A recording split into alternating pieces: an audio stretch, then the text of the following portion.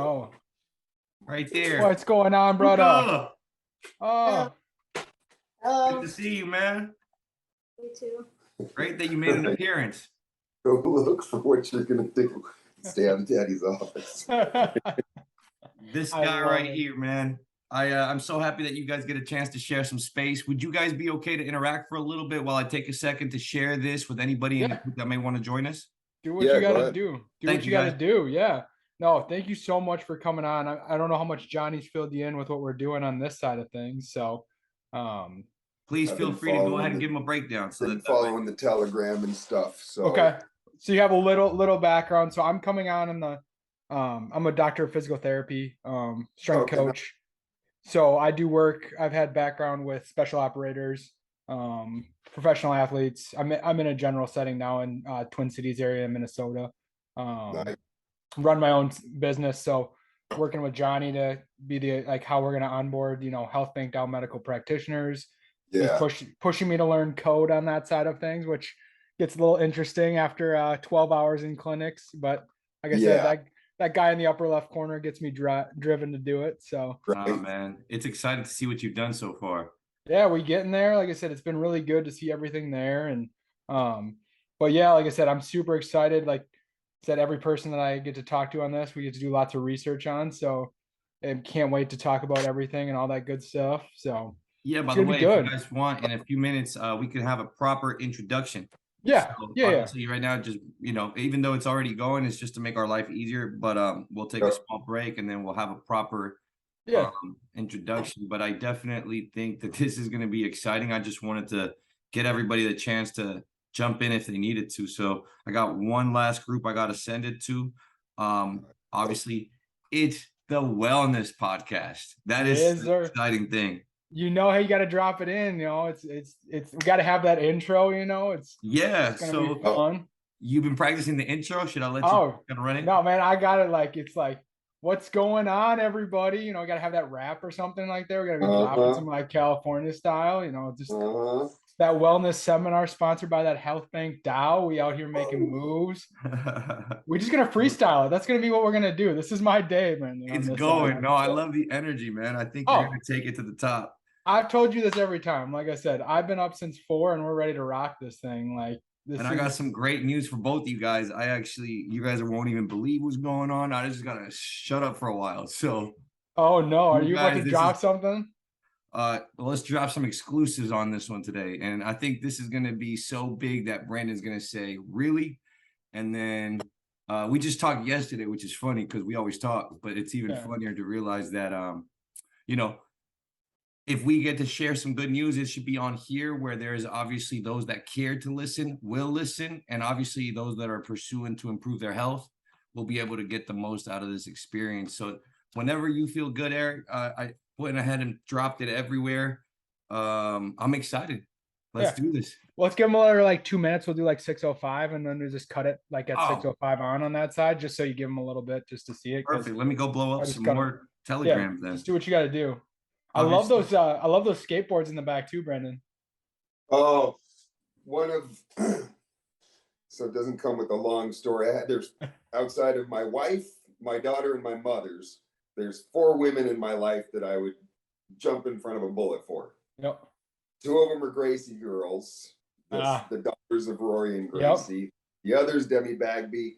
The other's this girl right here, Leticia Buffoni. She's the GOAT when it comes to female street skating. Okay. So this is her brand. This is the first, she launched her brand Monarch, and this was the second board off a press. Oh, jeez. So she sent me a second board off a press, and she did a fucking sick ass colorway with Nike. Yeah. Her Nike shoes were banging. Dude. They're pink camouflage, but they're fucking sick. I wear them. That's how much I like them. I always tell her, but you can't have no shame on that pink. You gotta swag that pink game. That's how you know you're okay with your masculinity when you're rocking it and it's this just looks good. Salmon and pink, bro. Oh, Salmon dude. Right? I can open my closet. That's a good part of my wardrobe. I was gonna say I usually catch doctors wearing pink a lot. Dude, we talk it all the time. I think we talked about it on the sleep talk. It is such in clinic. I actually literally will wear like pinks and lavenders because it's super calming for patients too. Yeah, brings that nervous system down. It's like immediately when you meet somebody like that, it's an easy way to like Yep. wear things down. Or grays. Like I wear a lot of black, like light grays and stuff too. Mm-hmm. You got to think about everything. I wear a lot of black because I suck at dressing myself. Yeah. My wife always goes, I walk out, she just goes, again, what, shoes, shirt, shorts, doesn't match? None of it matches. Put those on, put that shirt on, and you can go out. Okay, thank you. Yep. That's why blacks, it's like that Steve Jobs style, you know, you just got like the same. Wrong, like, bro. Don't gotta think black about shirt, it. Yep. Black shorts. I don't really wear shoes much. I love you. You're already great. Pretty much Who needs shoes? Or in flip flops all day. Shoot, they look at me weird because I walk around barefoot in clinic. I'll be rolling around barefoot. I'll be outside half my day. Like I have the whole weekend.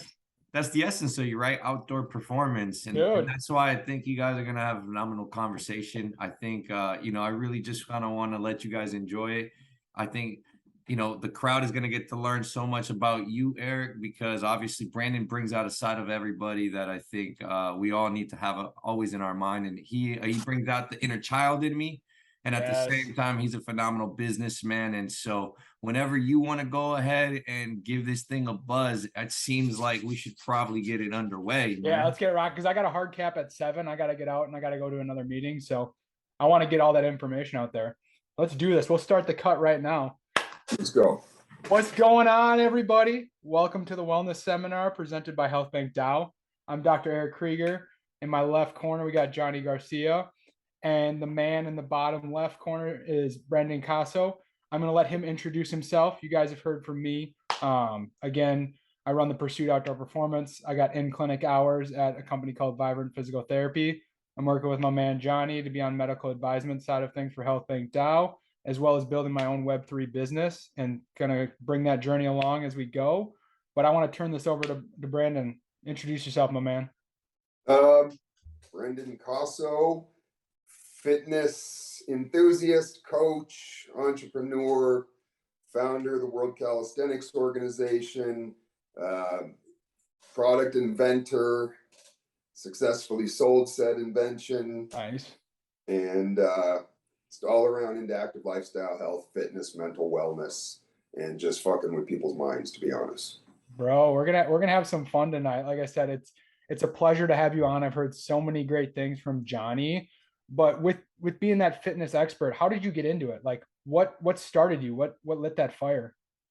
I mean, you know, I'm 52, so I come from a little bit different world than most people that are probably on this podcast and you two, right? I'm like the dad of everybody. But you know, from a kid, I grew up where, you know, bicycles, you're playing tackle football, you're playing, I don't want to use this word, but it's just part of the game, smear the queer, you know, where we would just go out and we'd play active, and it's always something sports related, right? Riding your bikes, don't come in until the street lights turn on type of stuff. You know, that was how I grew up. So athletics and sports were always a big part of my life. From baseball, discovered early on, basketball wasn't my game. I was very height restricted.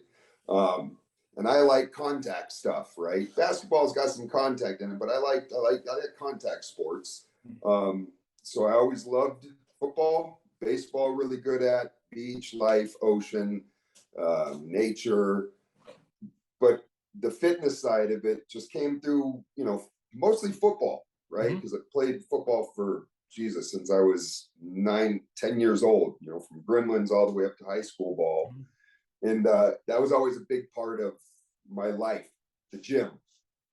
Although looking back on it, 90% of what we were doing was absolutely wrong, but it's push iron, right? So that had always kept me. And then I went through some ups and downs in life. Went to jail for a couple of years, doing some stupid shit. And in jail, I really discovered a lot more about the aspects of fitness, because you have very confined space. Even though you can go out on quads and stuff like that, when you're alone, there's nothing better than exercise. So you come to discover, you know, you start to get, there's a deep depression, you know, through all these different things that you're going through, and push-ups, squats, bench dips on the bed, you know what I mean? All these things that have a lot to do with all these chemical reactions in your body also, right? So that was like the discovery, and then just adapting and using and figuring things out. And my first invention actually came from trying to make something akin to it in jail, but I couldn't. I just made something similar. Yeah. Then, you know, I got out, and it was hit the pavement, work, do the right thing, no more bullshit. You know, you become a man real quick. And it puts a fire in your ass. And fitness was always something that I enjoyed, right? So I got back, earned my uncle's trust to take over his company and run his company after, you know, I milled steel, I knurled dumbbells, I knurled bars for Olympic bar. I went out thinking I was going to go to my uncle's fitness business, and I was going to get right in, you know, suit it up and start making that salad, right? No. Sent me out in the warehouse. I learned how to build weight stacks. I learned how to chamfer steel, understanding all the processes behind different types of steel, and basically got into the fitness world via that. Took over his company, ran it for him for 11 years. I went from, you know, this is the grind, right? This is where my dad's an attorney. Attorneys aren't good businessmen per se, right? They know how to mess with law. Somebody else operates their books and makes sure their clients pay. But my uncle, which was my father's best friend, you know, he's passed on since, but he brought me in, and he was one of my dad's biggest supporters throughout me being locked up, was always there. So I had I owed him, right? Went to work for MTV right when I got back, did PA work, awesome. But then I went, you know, fitness was somebody said, all right, come in and check it out. So I walked in, and this was, you know, the wake-up call, which is all these little things that I learned from him in business as I got older and started doing things on my own, were life lessons that are the simplest things that will take you the furthest without getting, you know, too clouded up with all kinds of different things you have to do in business, a clear, straight path and strategy, right? So, you know, I walked in all dapper, thinking I was going to sit in that office and sell. And he literally looked at me and said, "What the fuck are you wearing?" And I was like, you know, I got my polo on. I'm ready to start selling, dude. Let's go. He's like, "No, go talk to Juan, our foreman. Get your steel shoes, get your apron, and he'll tell you what to do. And by the way, put on a shirt that's going to get greasy, because that shirt." So I spent 4 months learning how to use a machine, how to machine steel, how to look at tolerances, unload containers worth of 45,000 pounds of Olympic plates, most of them being 45s, 35s, and 25s. Go unload the container. And they were individual box. They weren't on pallets. It was boxes. So it's loading a box on a pallet, 5,000 pounds, let them take it off. So he put that, instilled that nothing comes free, son. I know you. I adore you. I could for sure give you this job, and I guarantee you could crush it selling, but no, go on your fucking stripes. So did that. Then I got into selling. You know, he brought me in the office after I understood things. And unfortunately, the guy he had as his vice president was ripping him off.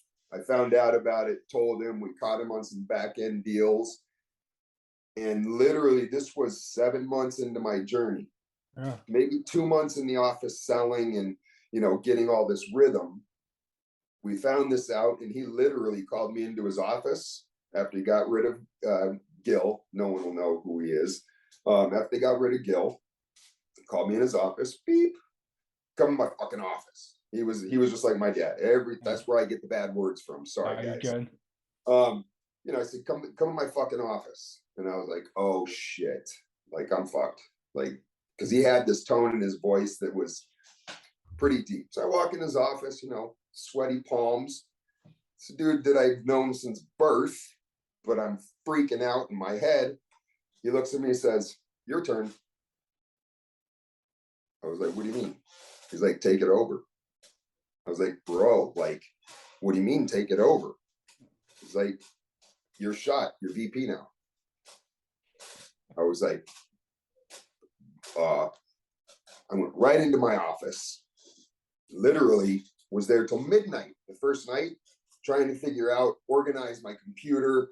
This was not, we didn't have Wi-Fi. You're built into a network, and there were cords and transferring file. It was crazy, right? So, I always had the work ethic, but I didn't have the skill, right? I went to college. I did 2 years of junior college, went to Long Beach State for a semester, and school was never my thing. I could go take a test, read the book, understand it, go out, get suspended for school for doing something stupid, come back the next day, take the test, and I'm good. You know what I mean? It wasn't challenging, I guess, for me, the school world. The book world was always wonderful. I love to read. I love to absorb. I had a thing with authority and teachers. And, that's what spurred me my wild side. But then I started learning all these things, and then I started reading. And in jail, I read a lot of books. I mean, I went from books about, Paulo Coelho, all the way to economics, world standards of measures. Like any book my parents would send, I would read it. I read the Quran, almost the entire Quran. Crazy, right? And so these are Bible too, New Testament, not Old Testament, a little bit. We don't want to get into religion, but there's some crazy shit of all of them melted together, right? But knowledge became the focus. Like, I need knowledge. So I'm in the office trying to figure out, like, fake it till you make it, bro. Like, this is your chance. I cannot fail, or my he's going to fire my ass. I'm not going to have a job. So I was literally talking to, big companies in the industry, and these guys are engineers and talking about things that I'm like, oh shit, tensile strength of steel. When you go to a 1/4 inch tensile strength, blah, blah, blah. And then you start, and I'm going, oh, I'm in my Ryerson book on conference call with them, flipping through Ryerson and my steel books, going, okay, 1018H steel, okay, annealing process, quenching, what is it? And I'm just reading like I know what I'm doing, and these guys are like, oh, and I closed deals, and I was like, okay, I get this, right? So then I started diving deeper into the business, learning manufacturing, cost, doing all of the serious analyzing, because there was a big merge into the China market back then too, where China was producing a lot of low quality shit, but they needed the technical side of American manufacturing to teach them how to make high quality. So, I went through all of that, closing deals and having my uncle invest in a foundry in Shaanxi, China, that would do all of our own stuff and keep it exclusive. So, there was a big awakening over 11 years where I learned the business from the ground up. If you're not willing to go get your hands dirty as a CEO,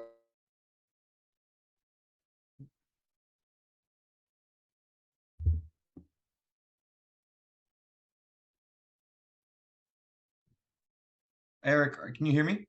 Yeah. Do we lose Brendan? I believe we might have. Let's just give him a second. I'm going to double check my internet connection. Yeah, you're good. You guys were doing a great job. I'm actually really excited I know. I feel like I'm on a cliffhanger. Well, yeah, dude. I was like, wait a second, man. What happened to the foundry? I want to know, how much money did we make? What happened from here? We out here. No, I gotta say, man, his perspective of health has been one that obviously comes from a very similar path to mine. When you have to bounce back, it's how do you bounce back? Hey, we got you. It was like, no, you're good. We're just gonna wait and see what happens on that side, because you left us on a cliffhanger. We're like, we're getting here. Like, where's this deal closing? Like, where are we getting it? So, all this stuff I learned business from my uncle, like in a real world sense, and having to do the work, not knowing literally what I was doing when it came into running a business. Like, he gave me this. They had I was scared when I looked at the books, and I went, man, okay, what is their biggest year in sales? A little less than 2 million. That's a big chunk. When it's a small manufacturing company, you know, it was, for us, it was good. It had a great lifestyle for my uncle. Employees got paid well. You know, it was a great little business. Then I was like, okay, I got to break $2 million in sales. Mm-hmm. How do I do that? And it was me as a sales guy. That's it. The secretaries, the guys in the back. I was one responsible. My uncle was the Seal Beach president. Out here, there's a place called Seal Beach in Orange County. Beautiful little town. He made his office there, and he stopped coming up literally 2 weeks after he said, run the company. Yeah. You know, it was 4 days a week, then it was down to 2, then it was down to 1, and then he stopped showing up, and I'm going, and all he's doing is, back then, you know, you had to call. We didn't have this. Yeah. It was flip phone. We had Motorola chirps, right? Yeah. So I'd get a chirp from him like, how's it going? I'm like, going good. And 2 weeks later, I'm alone. I'm running this business. Right? I just hustled, man, and I figured it out. I really love the health and fitness industry. Yeah. For what it can do for people. The manufacturing side was great. The sales side was great. The learning the business, learning how to operate a business, Mm-hmm. you know, understanding P&Ls, understanding all these salaries, different laws, OSHA, all these different things that we had to do. I was able to be given the opportunity or thrown in Shark Tank. That's why I'm one of those dudes. I throw you in the fucking Shark Tank. If you're going to mess with me, like my kid, like, you're 3, no swimming lessons, put him in the fucking shallow end. You're either going to thrive or survive. You know what I mean? Like, keep your head above water, boy. Let's go. And, you know, so I got thrown in, and that's the best marinade for success, in my opinion. You know, so took the company 2 years later, we're at over 7 million, killing it. All the clients that were our competitors, I changed the game. I became the manufacturer for all of my competitors. I said, listen, I'm done with trying to sell sets of dumbbells direct to the consumer, the gyms, you know, golds, because I'm having to compete with these guys and these guys. I said, listen, we build a way better product than you guys can ever touch. We invented this. If you guys have heard of Iron Grip Barbell Company, they're the guys. So Iron Grip dumbbells, right here. That was my uncle's invention. We brought them on board. We created and helped them build their whole thing. Their urethane line was their claim to fame with the grips. But all the solid steel dumbbells, I finally went to them because they had the patent on these grips, right? And I thanked them. All these other guys were doing grip plates, and I had started a relationship. Said, listen, let me make your shit. I won't compete with you, but let's start a business together. I got facilities. You don't want us to manufacture steel. So we started doing the dumbbells for them. It was like a hand stamp, Iron Grip, pow, numbers, pow, pow. Then it was archaic, old school stuff. And then we modernized a little bit more. But I said, why compete? Make them all come to me. So I was making weight stacks for Life Fitness, Magnum Fitness, Cybex. All these guys were all my weight stacks. Dumbbells, our dumbbells. So I took a business, and our profit margin wasn't as big on some of the stuff, but the volume was massive. Then we went to China, sourced a different type of plate where we did a partial steel with cast iron mix, and it's very volatile if you don't get it right. It's brittle and it'll just crack in half. We got it right? Big part of it was charcoal, adding charcoal. Oh, Chinese secret. Yeah. So these guys, you know, these Chinese guys at this foundry, it's like you walk in there. We OSHA certified them basically. We purchased steel-toed boot. These dudes are walking around in flip-flops pouring molten lead. Not even dudes with like literally cauterized toes being melted off and just cauterized immediately. Wild. So we got them all gloves, the welder's gloves. We sent them all these shoes and everything, but they had this knowledge of being able to mess with steel properties.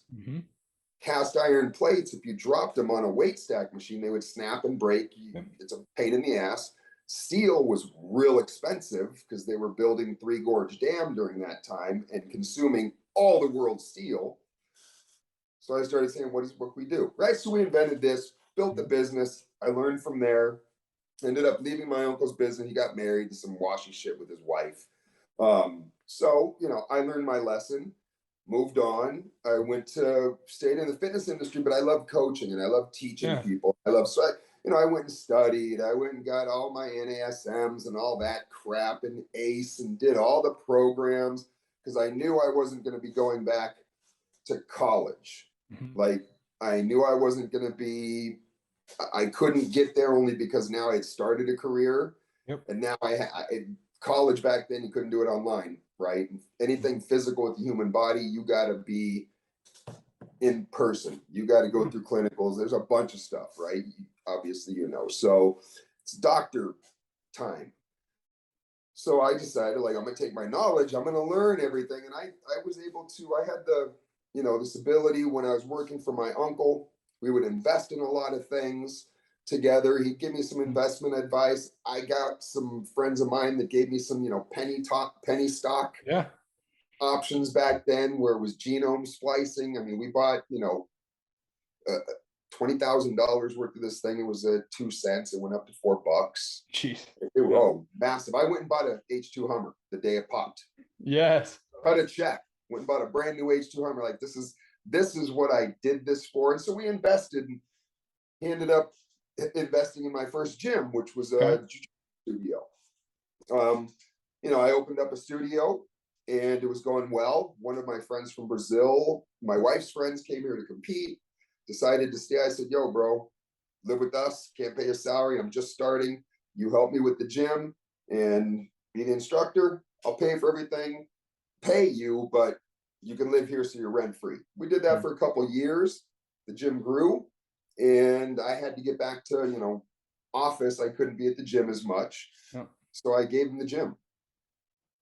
Like, it's yours. But what do you mean? You're not going to sell? I said, no, take it. Like, here it is, bro. You never can charge me if I come back to train. He was like, oh, come on. So, that was like, I was able to do that. And then I went in and started inventing a product. I went to, as I was working for my uncle, we had to do a lot of trade shows, industry shows. So this one show I go to, there's this stupid yellow and black strap system called TRX. Yep. People are eating this shit up. They're buying it like water. And it's like the greatest thing that they've ever seen. And I'm looking at it going, bro, like, we used to do this. Randy came up with it with his jiu-jitsu belt, but we do this in jiu-jitsu class with our belts. I used something similar to this that I created in jail that blows this away. And I was building it off of thread thimbles. So I ended up, a friend of mine was like, show it to me. And I crushed him. And he was a big bodybuilder dude. Yep. So it's called the cross-core. It's a pulley system that locks. Problem with TRX, you have no idea what dominant side's taking over. No. Because it's static, right? So I put a pulley wheel on it, which doesn't allow you any weak side, right? So that's where I work with a lot of spec ops guys, specs. I work, I can't say what SEAL team we actually did stuff for, but they all carried our product in their rucks. Love it. So I had the opportunity to work with a lot of these guys with federal agents and training and a lot of the things that they were doing, especially for shooting positioning, being on the ground, get ups, all these different types of things that you need to be stable, you need to be calm. So I invented this product, built it up, garage band, literally. I assembled that stuff in my garage. I packed up crates. I would load them into my truck, take it down to the port, drop it off, and all that knowledge from my uncle helped me build this, sold the company to the guys that created spinning. And right in between my selling of cross-core and creating the WCO, I was doing work with my friends from MMA Worldwide at the Fit Expos. I would take cross-core, we'd work all the fighters out on it, I'd do demos and sell it and build the name brand. And one day these guys walked up to me because I had this rack that everybody in CrossFit, I was the first one I had, like, because I was like, I'm broke, I need to build something easy. My friend has a machine shop. I said, bro, build me 4 square posts and just attach pull-up bars, and that's all I need. Yep. And that was like the launch of like the post systems, right? Yep. So these guys came up and they were like, oh, can we play on that? I was like, yeah, sure. It was like Warren Lie, Prove It on Instagram now. Like those dudes, they came up and they started doing some, you know, front lever. I can't even call it front levers because they were banana. But it was like this beginning. Like I looked at these guys, I was like, oh, this is stuff. The calisthenics was literally on my programming in junior high school, elementary school. That word calisthenics. Yep. It's gone from schools now, right? So meeting these guys, I was like, oh, this is all the stuff I used to do. But what I noticed is they were doing muscle ups and these things, and all of a sudden this crowd started gathering around, and they were like, oh, these guys use that CrossFit. Oh, fuck yeah, they do. Yeah. Right? I just met these kids, and yeah, they use it, and I'm looking at them, and I was like, yo, I want to bring you guys to shows with me. I'll pay you all. Come just do your shit, and you're all just going to use this. Hence, we were like, okay. I met my former partner, Ken, and I was like, let's start a business. You kind of, I don't want to write education right now. I've done it. I'm tired with that. This is a different thing. You're really good physically at this. We've got this community. Let's build something. So we did our first event at Venice. We called it Bar Battles. That was then, after I did that first one, it wasn't available for a trademark. So I went for Battle of the Bars, got the trademark. Yeah. But we did it. And it was like, there was this community behind it, but there was also this very raw entertainment to it, where it was fitness. It wasn't gymnastics, but it was different. And I was like, oh shit, okay, this could potentially work. I was heavily focused on the education side. Like, we need the right education. We need to put this together. Ken started doing that. We made some manuals. We started doing workshops and teaching people, because that's the core essence, is getting out there and enabling people and giving them the knowledge and the tips and the tools to go out and become great at this, whether you're an athlete or not, to become great at movement. And it went from there. Then it was like the Fit Expo. We did a demo at the next expo. A lot of people came around. The directors of the expo, Aaron, he walked up and he was like, Brendan, can I talk to you real quick? And I was like, uh-oh, like, what did we do wrong? You know, because the fire marshal had to come multiple times and tell people to move away from the aisles, because people were so crowded around our booth. I'm going, oh, dude, I'm busted. Like, I know that, you know, the fire marshal was yelling at everybody. I'm screwed. Like, these guys are going to boot me out. Done. Aaron goes, can you do this more? And I was like, what do you mean? He's like, this competition. And I was like, yeah, oh, yeah, bro, of course. This is what we do. This was like number 2. It wasn't a competition, bro. I put like my rack, half-assed it, made some pipe for P-bars. I went to the plumbing shop and had, you know, the regular cast iron pipe for our first P. You couldn't even grab the edges because it was the elbow and it would slice your hands off. You know what I'm saying? So, I know exactly what you're saying on that one. So it goes back to, you're the vice president, go run the fucking company. Yeah. These guys looked at me and said, yeah. And I just, my first inclination was, hell yeah. Yeah. After it was done, I was like, oh my God, what am I going to do? Like, how do I even, I've done jujitsu competitions. I've done individual competitions. I've done, you know, competed in sports. So I get the concept, but how do I do something like this? So it became a tournament, like open weight class, come in, crush it. And whoever does the best wins. But then it started progressing, right? Then one led to another. Then I had to start thinking about, okay, I've got education running as one module. I have to have all this stuff. The birth of Instagram is there, and we would have been crushing it. We got hacked at almost 300,000 followers back then in like 2013, and it killed us. But that stuff started coming about, right? So you have this adaptation to social media and speed at which you can connect to the world. And So I started having to think about like, dude, I can't sustain this by myself. We were charging $50 to enter the tournament back then. Mm-hmm. Like, if you want to compete in the tournament, give me $50. 16 times 50 equals what? Oh God. $800. Yeah. That don't get you much, bro. No. It don't get you nothing, especially when that was prize money and trophies.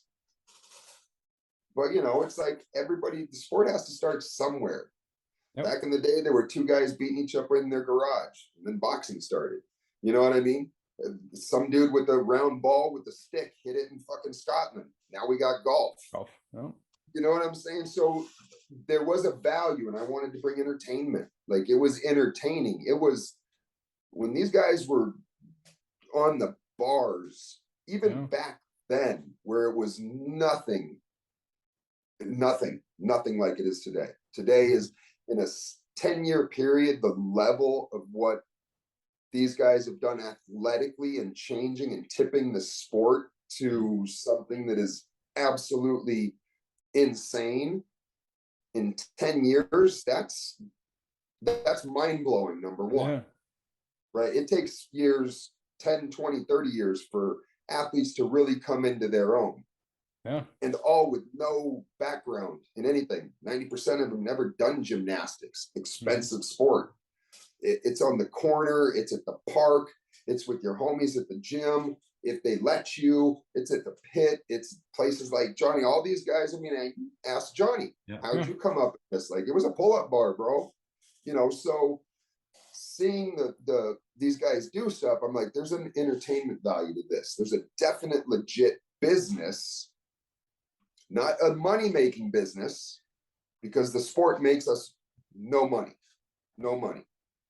The education was what made us money. Would I be able to show a little bit of it, of what the sport is, since you're talking about it? Maybe we can give the viewers. Do it. This is your channel, so I don't think I'll be getting in trouble. Oh no, you're golden. Oh, you're covered on the copyrights and the rights. Don't sweat it, brother. Are you guys able to see that? Gotta share it. Pause it. Oh man, I was playing it and you guys can't see it. I was getting excited for you. Nah, we just got that. We're just like pumping out the music. Well, you know, I definitely think that I think it's hard to put. There you go. You can get a better idea of what this is once you start, and the quality, the professionalism of this, and you guys will understand why Health Bank, Brendan, wellness, everything that we're going to discuss is going to all blend in. I'm just going to let it play. Do it. Yeah. By How Do, revolutionizing social media, specialty products, the X-Bands, massage guns, and orthopedic mouth guards. Oh, technical difficulties with that sound. World champ right there. Go. 2-division world champ now. That's great.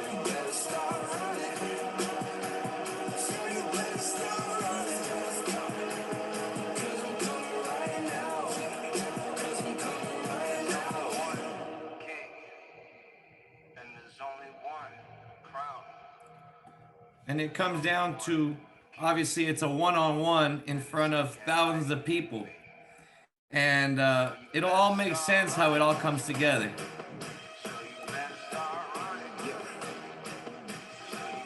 Let's see if we can get you guys some action here. This is slow.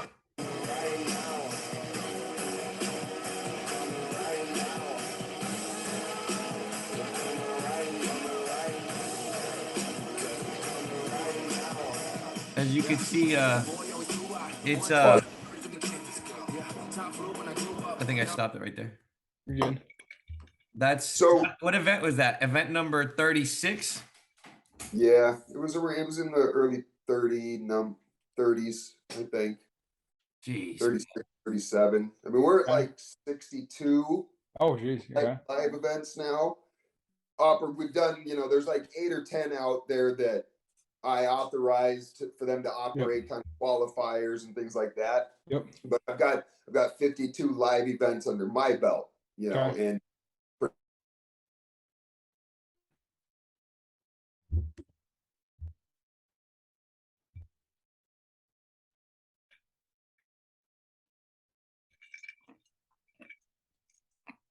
that Cali Wi-Fi, Johnny.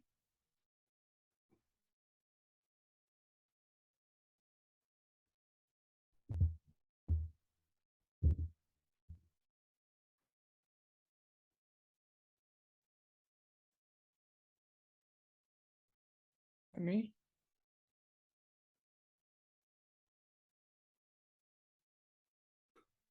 Back. There we go. Back. That Cali Wi-Fi is getting us on that side of things. Right.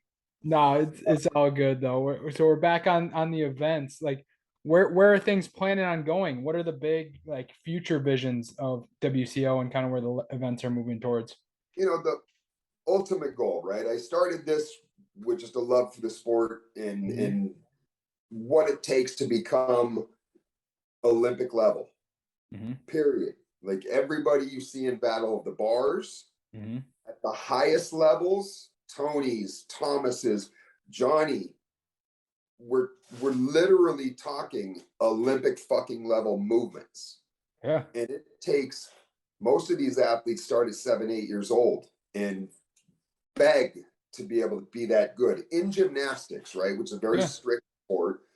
But these guys are doing that in 2 to 3 years and starting late in life, 18, 19, 20, 24, 25. Yeah. And in 2 years, becoming Olympic level athletes and making Olympic gymnasts go, fuck. Right? Because now it's much more dangerous. And it's a dangerous sport. Right? We've had broken legs, tibias, once. We've had knocked out teeth, hence why I put the mouth guards as part of now athlete safety. When I started it, it was, a trophy, be the winner. This is awesome. It can attract a crowd, get people interested in our education, and we could sell education. And then it just kept snowballing. And as hard as it was for me to go out and get funding, sponsorship money, I mean, I'm going out, asking for $200-300. Like, you can have part of my booth. You can come in, give me $400, give me $300, just begging for money.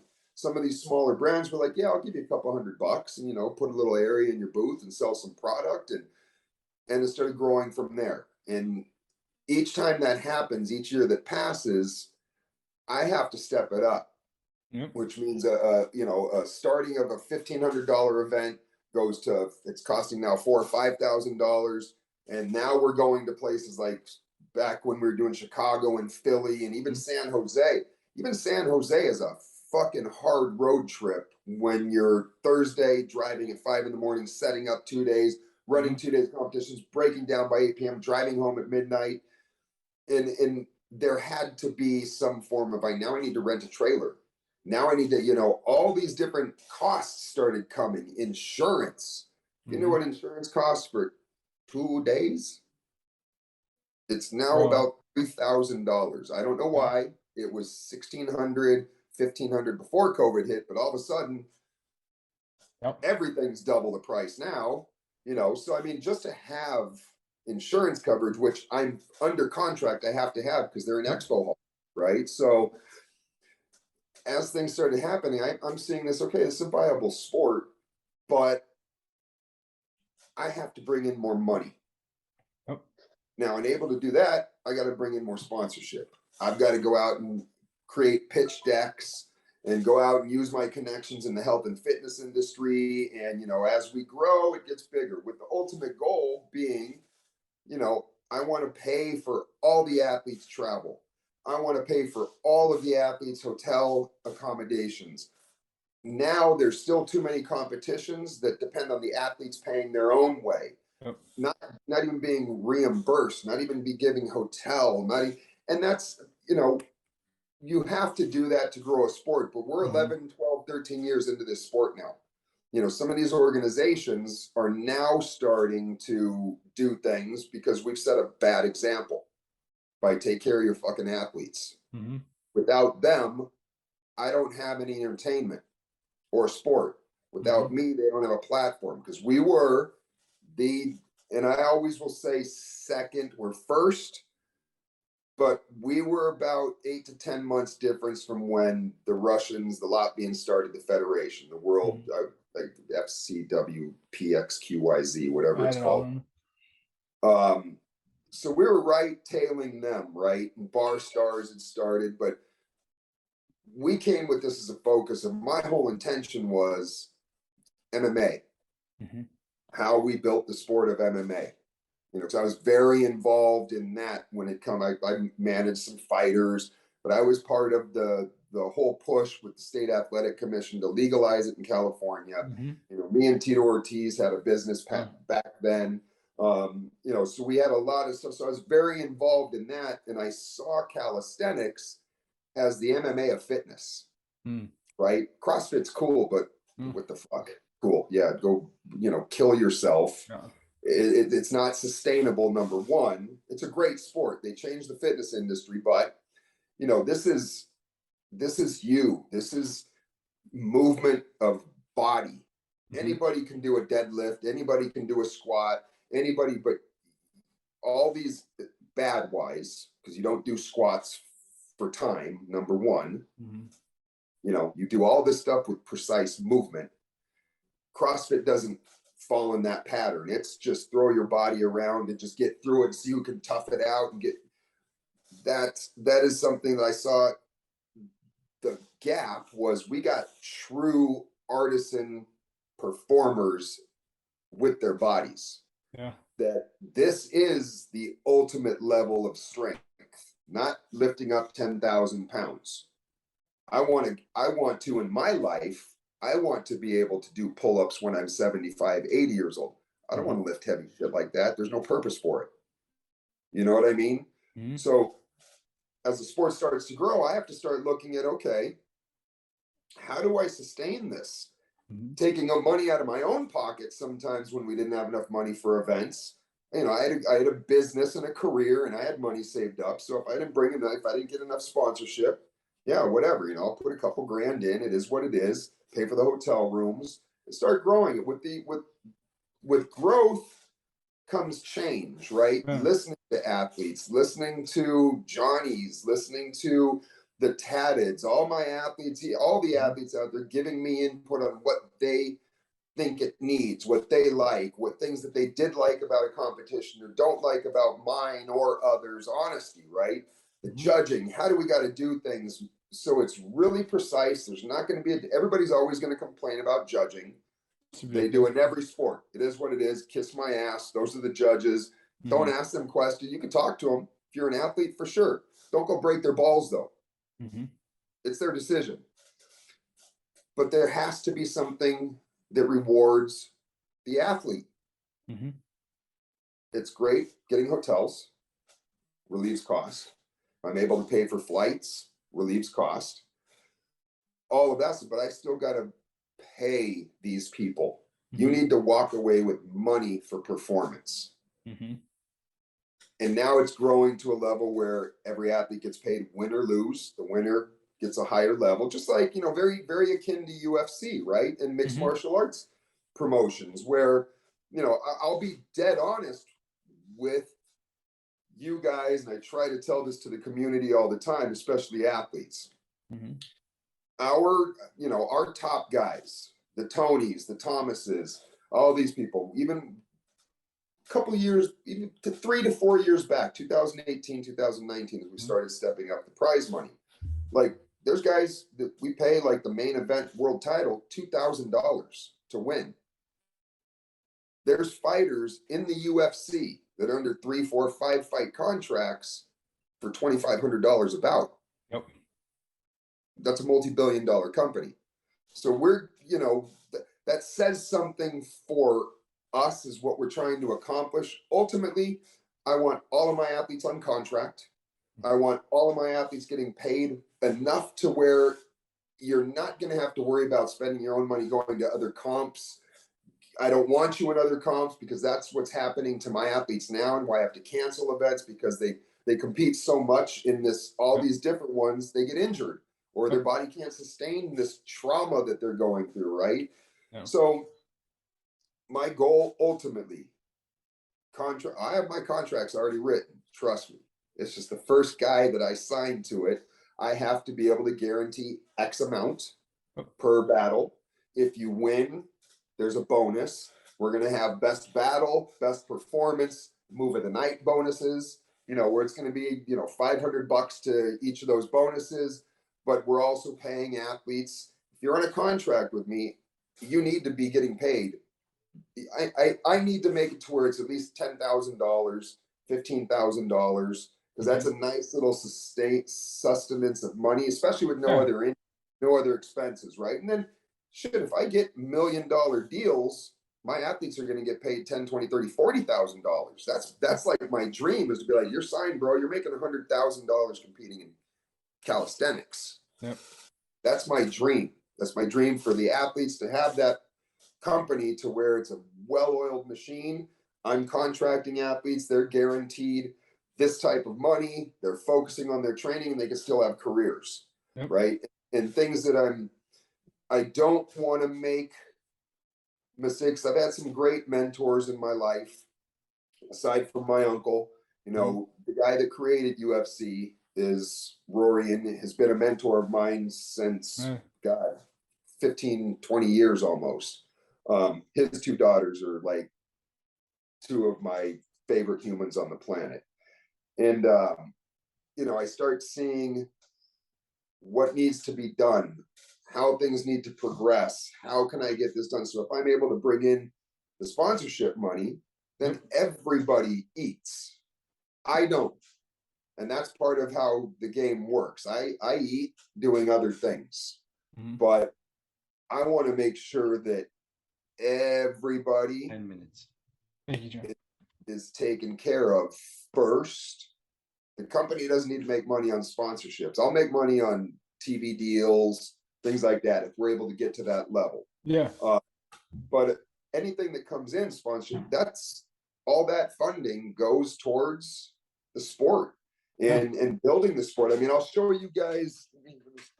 But actually, Brandon, if we could, I know that with 10 minutes before you pull that up, I will stick around with you. So I definitely want to continue this. Keep it going. Like, you guys keep it going after you're done at 10, right? I got to get out at 10, but we definitely got to do a couple parts of this, because I got a bunch of questions that I'm going to pick. If that's okay, can we go ahead and go 10 minutes of random, like quick questions at Brandon? Let's see how he reacts to quick ones. And absolutely. We'll Let's go. Let's drill him. Get him with some quick ones. Yeah. Like, because I love that. I'm always selfish, so I got to ask those questions. Like, from your perspective, like being, you know, prison, I think you came in the best way to the fitness industry that you possibly could. Because that's, I mean, I didn't come through the steel industry, but I came through 10,000 hours of free work. You know, I went to same thing. So I was on the other side of the SEALs. I was in the SWCC. So that was the branch. So my mentor out in Colorado came through that. And that's where we worked through PJs. Yes. Yeah. So that was awesome. So we did that end. But the big question I have is, what do you think between, you know, prison, coming through the steel industry, and the fitness game for so long? Like, what would be the top 3 things you'd give somebody? I mean, even your previous self, like just starting out, from your experience now.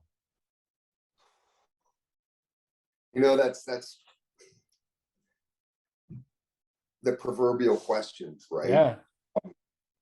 Nothing. I mean, and it's, I literally, people ask me, dude, like, would you change it? Would you, you know, if you didn't have to go to prison, would you not?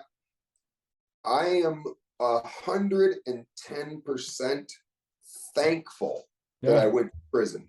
Yeah. Because I went to prison in a foreign country. I went to prison in Brazil, not America. Oh, shit. Yeah. I was in the shit, right? Yeah. So what that offered me was multiple languages. I now speak Portuguese fluently. My first wife is Brazilian. My daughter's dual citizen. My son speaks Portuguese and English. So I changed my overall culture with this, right? Of being able to speak foreign language, being able to understand other cultures, understanding, like, bro, the cops didn't put me here. I put me here. Self-acceptance of, like, what a dumb fuck you were, but it was all greed. Yep. I was into the nightclub life, you know, there was a lot of stuff surrounding it, but greed, when the only thing I would tell my former self is greed will fucking kill you. Yeah. That's the only advice I'd give myself, because if it wasn't for that and the constant nag at ego, which comes from greed, those are all bad energies, right? And going through what I went through allowed me to actually discover who I was, discover how life should be, what your goals should be aside from material things. and what your focus and real happiness should be. Yep. That allowed me to clear my head, which, you know, it's for some people, it takes a traumatic experience. Jail's no walk in the park. No matter where you go in jail, it's a lot of solitude. There's a lot of danger, yes, but there's a lot of alone time. There's a lot of anxiety, depression, constant worry. You know, it's probably one of the darkest places you can go outside of somebody that has a massive dependency like heroin and lives on the streets. It's pretty much the cockroach level, right? Jail. Your mentality, you either become the animal or you learn how to understand the animal. And once you start understanding the animal, you can start to grow. And my deepest experience, and I know you got to go, my deepest experience was a year and I was fake as shit. Like, oh, I'm so bummed I got in jail, this and that. All that comes with territory. You're arrested. You're trying to get out of it. You know, you're all, you know, I never dove into being religious because God has nothing to do with the fucking court system. That's just the way it is. So I never got really religious. I'm very more into the Buddhist religion. Just the tranquility, peace, life, honor your others, and take care of the world, right? So, you know, being there, the experience of that, super, like some massive trauma. Things that I've seen, things that I've had to do, things that I've had to witness. I mean, there was some, you know, when you're with a bunch of people, there's things you got. I'm not talking on the fucking pick up the soap level, like that, you know, on a level of, you know, you may have to hurt somebody else. You may have to do shit because if you don't, it's going to make you look like the snitch, you know. So there's a constant stress and there's a discovery process to it. And I looked in the mirror. This was about a year in. And, you know, we had these little mirrors that were above the sink. And it was like Pavarotti was playing. And it wasn't, oh God, it wasn't Ave Maria. It was one of the, I don't know, it was on the radio. And all of a sudden, just this deep, like, whoa, right? And I looked in the mirror. And I kind of realized, like, you can't lie to yourself. Like, you have to deeply look into your own eyes, into your own soul, and not give in, but understand, accept, and forgive, right? So I have a lot of anger in my life from when I was growing up. Parents divorced. I fucking hated being with my stepdad, my stepmom, and then, you know, all these different things growing up in childhood, especially in a divorced life. Then I started thinking about, why did I start doing crazy stuff? What was my pattern? Why did I have problems with, you know, teachers and the powers that be? And so I looked at myself and I really realized, like, bro, you're a dick. You know what I mean? Like, whatever other people have done to you, forgive them. You can come to an area where you can see these people and talk to these people, wipe the dirt out of your life. But, you know, I had to accept that, man, maybe I had this, maybe I was creating this and throwing the fault on other people and all these different things. And so it was a self-discovery process. And when I got out, I just knew I had to make my parents proud. I had to prove to everybody that I wasn't some drug trafficker piece of shit that did, you know, all these bad things that come along with it. You know, and if you go to jail once, you go to jail twice, you're a dumbass. You got one shot, right? So that changed me forever. That gave me a lot of understanding of life. Then I learned about business and creating and just being selfless and knowing that my place in life here is to help other people. I think that's the biggest thing. I think that's the biggest thing I've learned too. I mean, I'm assuming, have you seen like Extreme Ownership by Jocko Willink? That's like one of my favorite books that I recommend. I mean, that's the biggest thing I think we learned from it's nuts, because I think the biggest thing we learn from depressive affects is like that locus of control is gone. Like most people, like you said, blame that shit on other people. Like when you read that book, you start to realize most of the problems that I bring on upon myself are from myself, and they're created through me and the relationships that I create. I think you nailed it. And the other thing that I love in that statement, and I tell this to students all the time, is like, you can make money anywhere. Like money is not hard to make. Like hearing your story, it's like you said, you can make money anywhere you want, but you have to define that passion and then the money flows after. It's how you, yeah. If you don't, that's where greed drives you, and that's where you see like the steel business go under, or your partner falls under, because they're driven by the money. But money's easy. You can make it anywhere. Figure out how that drives the passion. I talked about this with Johnny all the time. It's why I come on here. And you don't have to be a millionaire, bro. Like you don't have to be 100,000 there. You can make 50, 60, $75,000 and be well off in life. It's listen, and there's a phrase in Portuguese, right? That goes caixão não tem gaveta, which means your coffin doesn't have drawers. Yeah. So when you die, are you better off leaving wealth or leaving honor, knowledge, legacy? Because all the other, anytime the market could crash, anytime, you know, money could go down the toilets. There's all these different scenarios, right? Doomsdays, all this crazy shit. But money it's important. Don't get me wrong. And it can buy you happiness. Don't get shit twisted. Anybody that says money doesn't buy you happiness is full of it. It buys that. I'm still very chintzy, right? I didn't buy the $500 inflatable paddleboard. I bought the $130 one because I know it's going to work just as good. Yep. But that paddleboard makes me happy. Right? So having money to do things that you enjoy, it can help with happiness, because not being able to feed your family, not being able to eat, not being able to do certain things has an effect on your physical and your mental, especially emotional state, right?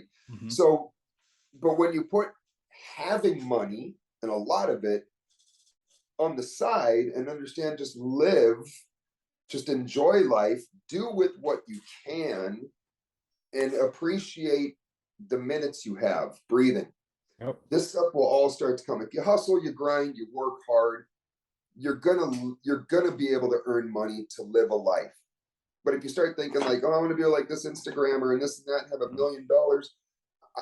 If I won a lottery tomorrow, if I won the $1 billion, whatever those people just won, trust in this, I would still be probably driving a Toyota RAV4. I just have some dope ass rims on it. Or I'd go buy a Toyota truck. I would not go spend $400,000 on a Lamborghini, this, that. Like I'm cut off when you get to like cars $45,000 or more. You're fucking nuts spending your money, because it's not an investment; it's a loss. So when you start looking at that end, right? I don't care how much money I have. I'm still going to drive this. I'm not going to change my attitude. I'm not going to change my clothes. I'm not going to stop wearing flip-flops. Don't let the money affect you as a human, and you'll be good, and it'll come. But you got to work hard. You got to work hard. There is no easy path to financial wealth unless you're a criminal, but that comes with consequences and risk. But you know, it's just hustle, bro. It's focusing, driving, and yes, it sounds like one of the, you know, these things that everybody says. And I hate these prostituted words, right? Like, I'm so passionate about what I do. But man, it really is. Like, if you fucking love what you do, you're never going to have a problem. You're going to wake up every day going, bro, let's go. Let's go. Like today, that's the best part. Quick example. I still teach a class for my older ladies at my gym. I have 2 private clients that I will not accept anymore because I don't want them. These are my 2 that have said, please don't ever leave me. And they're high value, you know. So today she got a hernia. She has to, but they bought a new house. Her 8-foot squat rack won't fit in the new drop ceilings in the back house. Can you help? So I'm going, bro, there's no help for that aside from me taking my cutting wheel, my steel tools, chopping the top of the rack off, re-drilling holes. She's like, can you help? Bro, I went over there at 10 o'clock today and busted out, hacking off the top of her racks, grinding it down, deburring it, putting it all. And she's like, her and her husband were sitting there, and she was like, you just really like doing this shit, don't you? I was like, yeah. Like, she's like, do you want me to pay you for it? And I'm like, no, like, you needed my help. Like, I'll take my time out to go grind something.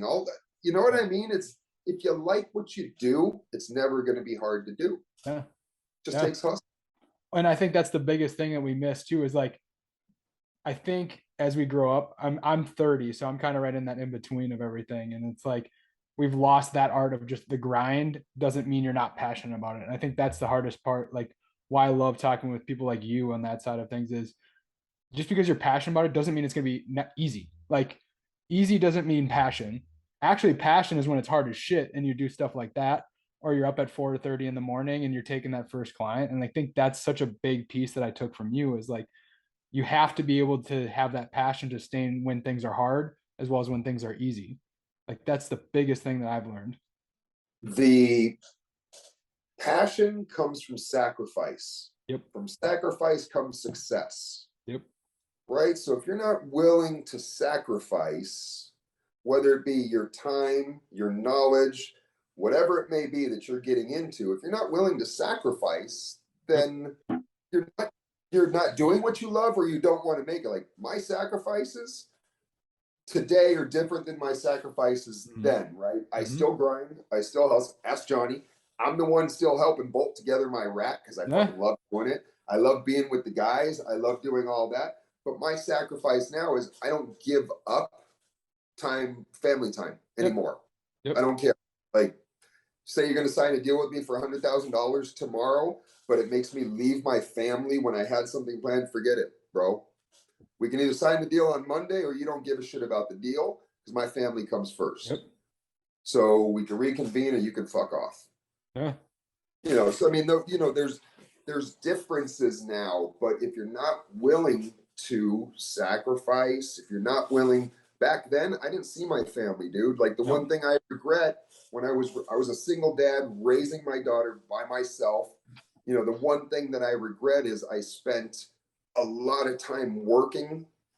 We did a lot together, but now that I have my son, there's things that come back to me. It's like, man, I missed that for my daughter. You know what I mean? So work, because I had to succeed. I was a single dad. There was a lot of stuff, but that money that I made didn't help, right? So you know, your times change. And that's the one thing that I think the biggest problem now with the kids, and I'll say kids, you're a kid because you could be my son, right? The new gen, the fuck are these millennials? Is that no? You're a millennial. I'm a millennial. It's like Gen X, I think it. No, Gen Z. No, I'm Z, Gen. Let's see if we can skip this argument right here. Let's see if we can skip this. Gen Z, right? Millennials and Gen Z, a majority of them, they act like they're fucking entitled for everything. Yep. They don't know how to do shit for themselves. They rely on everybody else. And, you know, and this comes from my daughter being at college. Like, Dad, can you drive up here, you know, this weekend and help me put the mount up for my TV so I can put it on the wall? And I'm like, bro, I left you the mount when I moved you up there. I left you the tools. There's college dudes. Like, can't you get in these? I'm on FaceTime with 3 college dudes, like going, bro. You got this? Come on, find the stud. Yeah. Find the stud. Well, how do you do that? Tap on the fucking wall and listen. They couldn't put it up. And, you know. This has been an interesting dichotomy I've thought about, though. So think about, so I love history. And it makes me wonder if we had like overcorrections from like, you look at your parents where it's like the Great Depression era, where it was like, you didn't talk about shit. Like you just did stuff. And then your generation like would be like, oh shit, I fucked up. Like my parents didn't talk to me. Like we had these like unemotional connections. And then it's like, I wonder if we overconnected. And that's where I've been looking at, because I do a lot of work with like high school athletes and like talking where it's like parents now have like tried to almost convene and help too much, where it's like you don't have this ability to then solve. And like my parents are like, I was 12. I'm like, I want some money. Like my mom's like, well, you got to go get a job. And I'm like, well, how the hell do I get a job? Like I'm 12. She's like, I don't know. Like go figure it out. You're 12. So like I think you that can mow lawns, can't you? Yeah, I mowed lawns. I worked at a freaking library. Like I did all kinds of stuff like where it was, but I think that was the dichotomy I learned from my parents, where I think a lot of parents now are like, I got to overcorrect for a lot of these things, which is why I always look at kids. I always stop people on that one, because I'm like, kids are just a byproduct of the parents that you run into at that point. It's just like dogs, you know, like a dog is a shit dog or it's a good dog, not because it's a dog, but because it's the people that raise it. So like, that's what I really try to talk with high school is like, you got to learn that nobody's coming to save you. That's one. Like, there's nobody in there to help you but yourself. So like, I think that's the biggest thing I've tried to like work with the high school athletes is like, you got to recognize and realize patterns at a younger age, especially like from a psychology end of like what your parents tried to do, because a lot of it is they tried to help, but really they helped in the wrong way, which was like fix everything. The younger parents are so fearful of everything. Yeah. You know, after COVID, and you see people driving around with full masks I know. Alone in their car. Like, it doesn't fly around. Yeah. That's the psychological mind screw that everybody's gone through, right? But parents, younger parents, and the parents, like, I kept the way I was raised to disseminate that down to my children, right? Because I protected, like, our protection was when we were kids, look both ways, you're going to get hit by a car, dumb fuck. Yeah, and then get hit by a car. Then you get hit by a car and go, oh, shit, I better look both, you know what I mean? So it was trial and error, and our parents didn't, you know, there became a time, and this is we had the President Kennedy's physical fitness test. Kennedy was a strickler. Like, he was the one president and the only one out of all the other bullshit presidents. Schwarzenegger, governor for California, you know, just because he was a bodybuilder, but he promoted wellness. Kennedy was the one and only that wanted kids to be healthy, because with health comes wealth, not financial wealth, life wealth, emotional stability. So that happened. Big push towards calisthenics was the major program. Then all of a sudden, you know, kids slip and fall at school, and then a parent sues and wins a judgment. And now any kid, and now, oh my God, because little Johnny fell, not you, Johnny, but little Johnny fell. I'm here. I fell. Knee. God forbid, let little Johnny hang on a pull-up bar. God forbid, you did, bro. I fell off of a fence at the pull-up bar area, trying to climb over a fence, fell backwards, both my wrists exposed, blood squirting out. Father attorney picked me up, took me to the hospital, got everything, said, you're a dumbass. School was like, oh my God, Mr. Cosso, are you going to sue us? And my dad was like, no. He shouldn't have been up on the fence. You know what I mean? Parents don't do that anymore. Then you go through this whole process. I had children. My daughter's playing at the same school volleyball, and they have to play on the blacktop their games. She goes in for a dig, eats shit. Her elbow pads come up, scrapes her knees, scrapes her elbows. The coach, mind you, I had problems with her because she used to stand there and have her big gulp in between her tits. No, I swear to God, this is how she stand, with her big drink resting on her belly and her in between her boobs. And she'd sip it and she'd yell at these girls. And I'm sitting there going, Dad, calm down. So my daughter eats it. She's got blood, this and that. You know, oh my God, you know, call the doctors, get the nurse here, and we have to send her. You have to get out of the game. And I walked right up to my daughter. I said, fucking spit on it, get back in the game. Coach was like, Mr. Cosso, I can't allow that. I said, listen, we're going to have a problem if you don't let my daughter go back in and play. Like, there is no acceptance for, oh, she skinned her knee. Let her go back, please. Let her go back and play. Daughter hustle. You teach your children grit. You don't teach children, you know, the pussification of kids. Social media is a big part of that, but parenting. If you allow your kids, if you do not raise your kids right, and you're allowing your kids to be mentally and emotionally swayed by what they see on social media, you're failing as a parent. Period. My kid watches stuff. My kid, I don't have him on a TikTok. He doesn't have those type. He has an Instagram that we control, but he watches YouTube videos and he watches educational stuff, and we watch him. But you have to instill things in your kids, and if your parents don't do it, if I'm always here, oh no, don't run too fast. Oh no, don't do that. Oh, well, Mom, I want to do this. No, you can hurt yourself. You know, we'll get somebody to do that. How many kids go out and do the gardening or mow the lawns at home anymore. Nobody, because their parents all have gardeners. Yep. You know, people, landscapers. No kids are out there, you know, not saying no, because that's a massive generalization. Yeah. But a lot of kids. So it's built with the youth, bro. Like you can't, Gen Z are soft as fuck. No. Millennials, you guys are right in the middle there. You know, you got some of you got your shit. Some of them are completely lost in the world. That's why we're here. Yep. You gotta. This is all just cyclical, man. Yep. Like, 100%.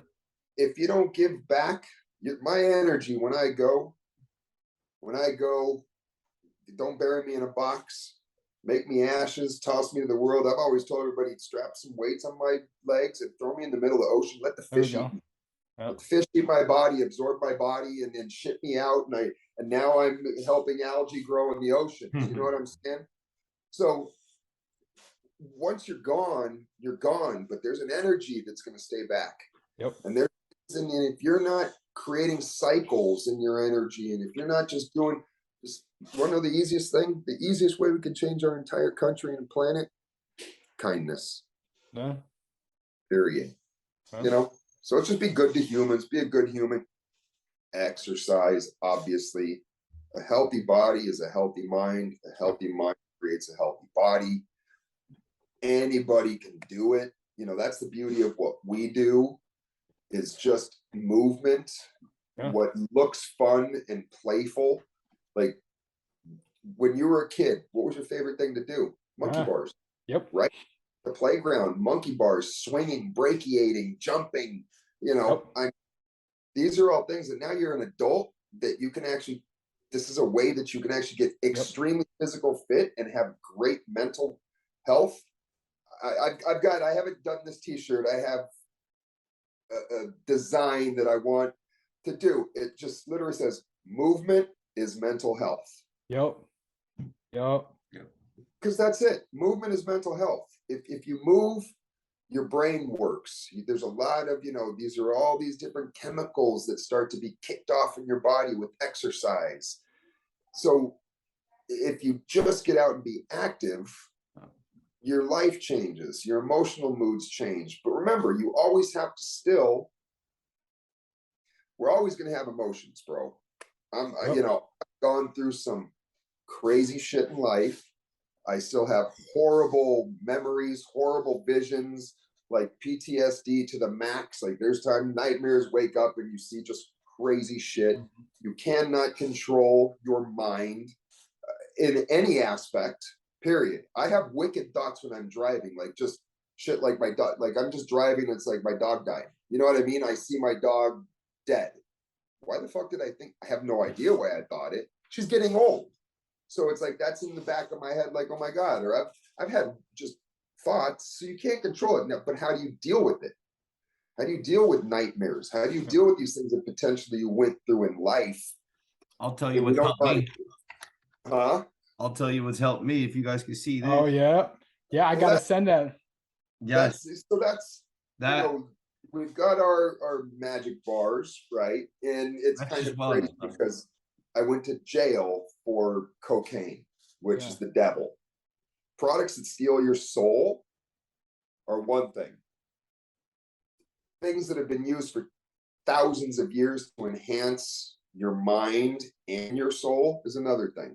Yep. Psilocybin, unfortunately, is still Schedule 1 and illegal. Ridiculous. And it's decriminalized now in a lot of places, but you know, Johnny brings that up. So I still to this day, because I'm human, I think I know all the answers when it comes to my own emotions. Mm-hmm. And I'm pretty sure I have all the answers when it comes to my own emotions. Each person is an individual, but what I've gone through, I still have mental breakdowns. I still have anxiety, all these different things. I mean, like depression. These things I know are always going to be present in my life. It's not going to end. Money doesn't get away from that shit. We are human. And the energies around us, things we see in life, whether it's your work, whether it's getting sad because there's crazy people just killing people for no reason now on the streets, and violence is out of control, and all these surrounding factors can really weigh down on you. And I've come through a lot in life, and I've experimented with a lot of psychedelics, from ayahuasca to peyote to psilocybin. Psilocybin is the one that I think is the most natural thing that we can do to expand ourselves. And I'm not talking about it in the psychedelic state, like going and tripping and melting. I'm on a microdose level. Yep. My microdose probably 2 to 3 times a week. Sometimes I'll go less on weekends. I love to eat a square and it just smiles all day, and go out and love nature and connect with nature and my family. And there's something to it that allows you to really discover yourself or release a lot of emotions, right? On a microdose level, when you're stressed, when I need to focus, or I have something like I have to get to this and I just need to bring it down, I'll eat a little bit of, a small microdose, a half square chocolate, and it'll bring me down, and I'll start to okay, ideas start to pop up, and I start to get really creative, and it soothes my soul. I haven't taken shrooms to melt since I was, a teenager. We're not a teenager, right after jail. There was a couple of parties we went to, right? But psilocybin shouldn't be used for the day-to-day or for emotional distress. Major doses for patients, cancer patients that are pretty much, stage 4s, stage 5s, that you're on your deathbed and you want to connect with your soul, and there's a lot of really important things. That's when you're taking a larger dose, but you're under care, you're speaking with somebody, and you're really going through a life process, where you can eat 1 to 2 squares and really discover life, because your own energy will talk back to you. And I don't know how much sense that makes if you've never, you're really able to dissect yourself, and be aware of your surroundings, right? And if these are things that can help bring mental health and wellness to people, especially emotional distress, it's a great product for people with CTI, that have had traumatic brain injuries, fighters, especially. I'm going to be working with some MMA guys that are, former guys that are having some real emotional depression and in some dark places. And it's not that you have to use this, right? Because everybody needs to understand, you control your brain. I'm one of these guys that, and you got to go, dude. It's like, I know you got me sucked in. No. If you got to go ahead and make moves, I'll make sure to stick around and make sure we can continue this. And I believe we're stuff. Dude, we're gonna be picking this up, man. You're not getting out of here just with one conversation after this. No, but thank you so much for being able to stick around through a little bit longer. I know that. No, I know. I want to drop some. We're talking mushrooms now. We're talking all that good stuff. Like that's the. Well, this is where your perspective as a professional and his experience can come together and really give the crowd something genuine that maybe they won't hear traditionally, but this could be the answer to what they've been looking for, or a perspective to how to go ahead. Well, it's the gateway, like Brendan said, of responsibly using, because that's what's demonized. All of these things that are helping, PTSD, CTE, CTI, all of these things are done in controlled studies and showing, we're dropping people off of single doses of psilocybin to not using anxiety medicines for over a year. One dose in some of the research studies, literally one dose. Alcoholics quitting drinking in one dose. Yeah, it's unreal. It's still you. And this is kind of the weird thing when it comes to the narcotic side, right?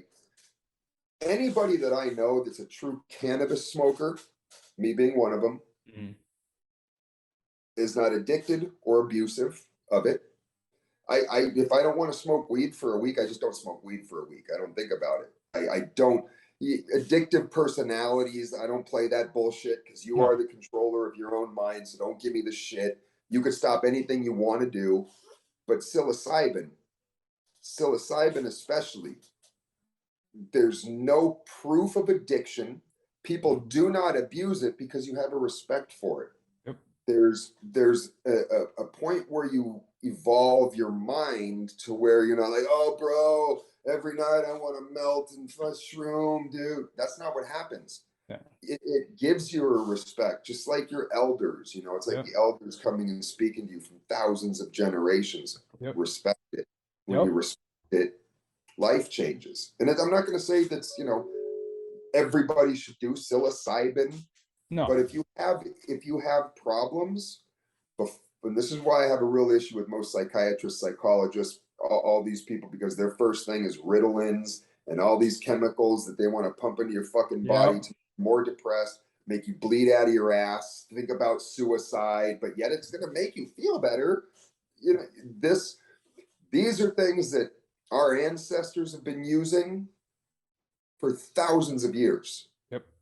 Thousands of years, ritualistically, to speak to higher powers.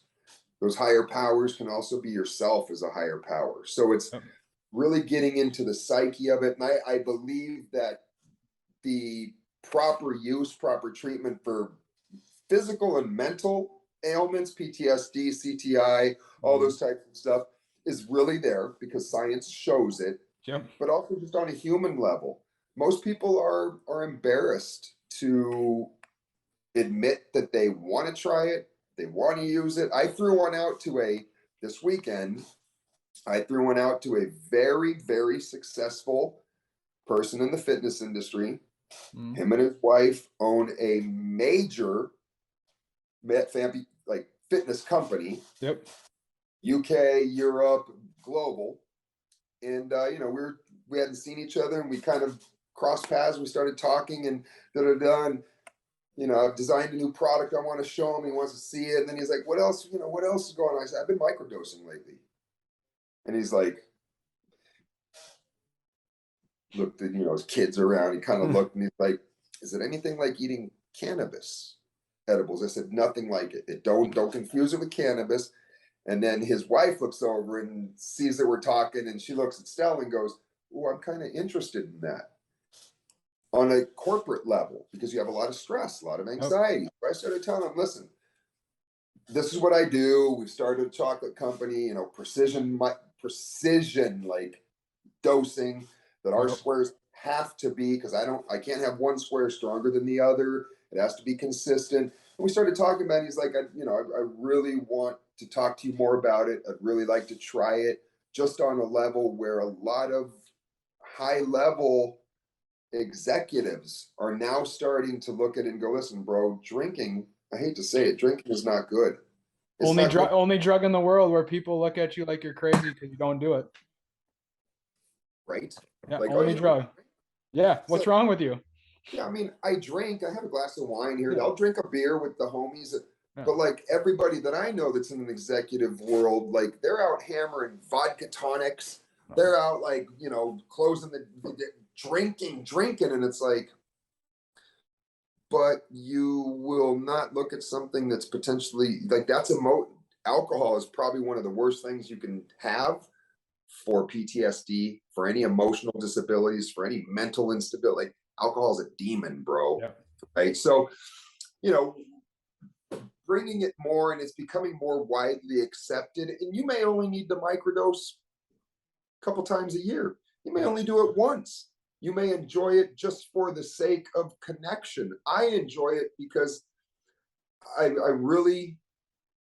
at one with my surroundings constantly, right? I know I'm very aware of energies. I'm very aware of, just through years of being alive, right? These things come with just the more you live, the longer you've lived, the more experience you have.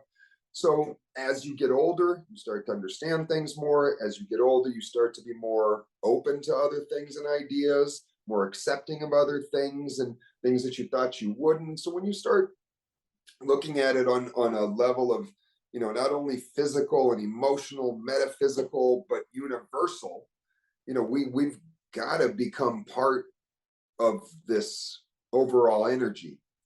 And I think there's a lot of benefits to using psychoactives like psilocybin that can teach you a lot, right? Things you can't learn in books, things that you may need help with. And the minute you drop that thing and you're not on a melting level, one square puts you, we can talk about two squares. And I got to go ahead. Hold on a second. So I got to interject there, because I remember the first time we actually talked about this. I was actually in LA for that competition, the one prior to the one that you saw the video. And, you know, it was the first time that I ever microdosed with working out as the intention. Yep. So that was my first experience in dropping the pre-workout and taking some natural, you know, microdose to be able to step into my field, my, you know, this is the bar. This is what I love to perform, my stage. And not once did I think of anything else but how fun it was to feel the air, how fun it was to feel myself in control. And it wasn't like my heart was out of control with like caffeine, like niacin when it itches your skin. It wasn't none of these things where you feel it in your ears, where you got to go, go, go. No, it was just like the music's telling me what to do. And I'm rocking with the feeling of life wants me to express myself. This is my vehicle. My soul has this intention of movement. Let's show it to the world, because movement is contagious. Yeah. And I think that that's really what Brandon has created by bringing together all of his experiences, whether it's in the welding industry, whether it's, you know, falling down and the bounce back story, which to me is what life is all about, is how we bounce back and bring others with us to the top. And, you know, and that whole process of, fuck, I don't need pre-workout. Because growing up, it was so drilled into the minds by bodybuilders that if you want to look buff, you need to have some of these. And then you do it without water. You just kind of like chug it in, because that's what makes you tough and it makes you a man. And really, that's what I want to bring forth with like Brandon's story. It's like, you'll see how open he is about the process of transmutation of the mind into a man. Because really it's the man that imposed his will on the mind by being able to be molded by the pain. But most people are not willing to let the pain become their teacher, or let themselves be susceptible to be, in a sense, under something. And that's what this is, as he said, it's like your elders. You get to finally have something to respect that is actually tangible, only should you choose to go ahead and say, let's see what it's all about. And as he said, it's not for everybody. For me, it was like, man, I just want to leave caffeine. And then all of a sudden, boom, solution came into my life. I'm convinced, and I want to see if there's more researches on this, that psilocybin is the easy gateway into flow state. So you see everybody describe that same thing. Like, to me, is flow state. 100%. Yep. Like literally that's what psilocybin, like Johnny Reed, Rise of Superman, and it'll make so much sense. Your experiences. They talk about like Laird Hamilton, and they interview all these guys like of how they get into flow state. And I am 100 like Brandon said, like that is how people are going to be able to amplify flow states for longer periods of time. Whether it's there with some binaural beats like we talked about, whether you're using like all those things, it's going to optimize people's ability to get into quickly and stay in flow state for longer periods of time. I'm leaving you guys with that because I got to roll. But Brendan, we are going to talk. We'll get back to stuff. Wow, that's a thought to step on, man. Hey, thank you so much for breaking this down and giving us your time, man. I hope the rest of your night goes well. It's going to go well. Take care, guys. Brother, good meeting you. Great meeting you. Everyone, welcome to the Wellness Seminar sponsored by Health Bank Dow. I'm Dr. Eric Krieger. With myself, we got Sean, Mr. T himself, and then we are back into part 2 with Mr. Brendan Cosso. It was such a great time the first time. What's up? we got so much more to ask you. I mean, we haven't even touched on education side and some of the nonprofit stuff you've been doing. How you doing tonight? Good. Just at a friend's house barbecuing and sitting in her theater room right now to do this little thing. I love her little theater area, and all her toys are phenomenal. All the crazy. Yeah, she's got here. I'll flip it over there. You guys will get an exclusive look at this here. Oh, let's go. Toys. Oh, let's go. Toys. Should see her drift car out in the driveway. Surfboard in the back. That's one of her wakeboards, and then she's got her drift car. She just raced in what am I doing? She just raced the rally in Nitro Circus. Oh yeah, her first time ever. Because she went from skating and now she's making a merge into drifting and racing. Dang, wow, dude. She's a beast.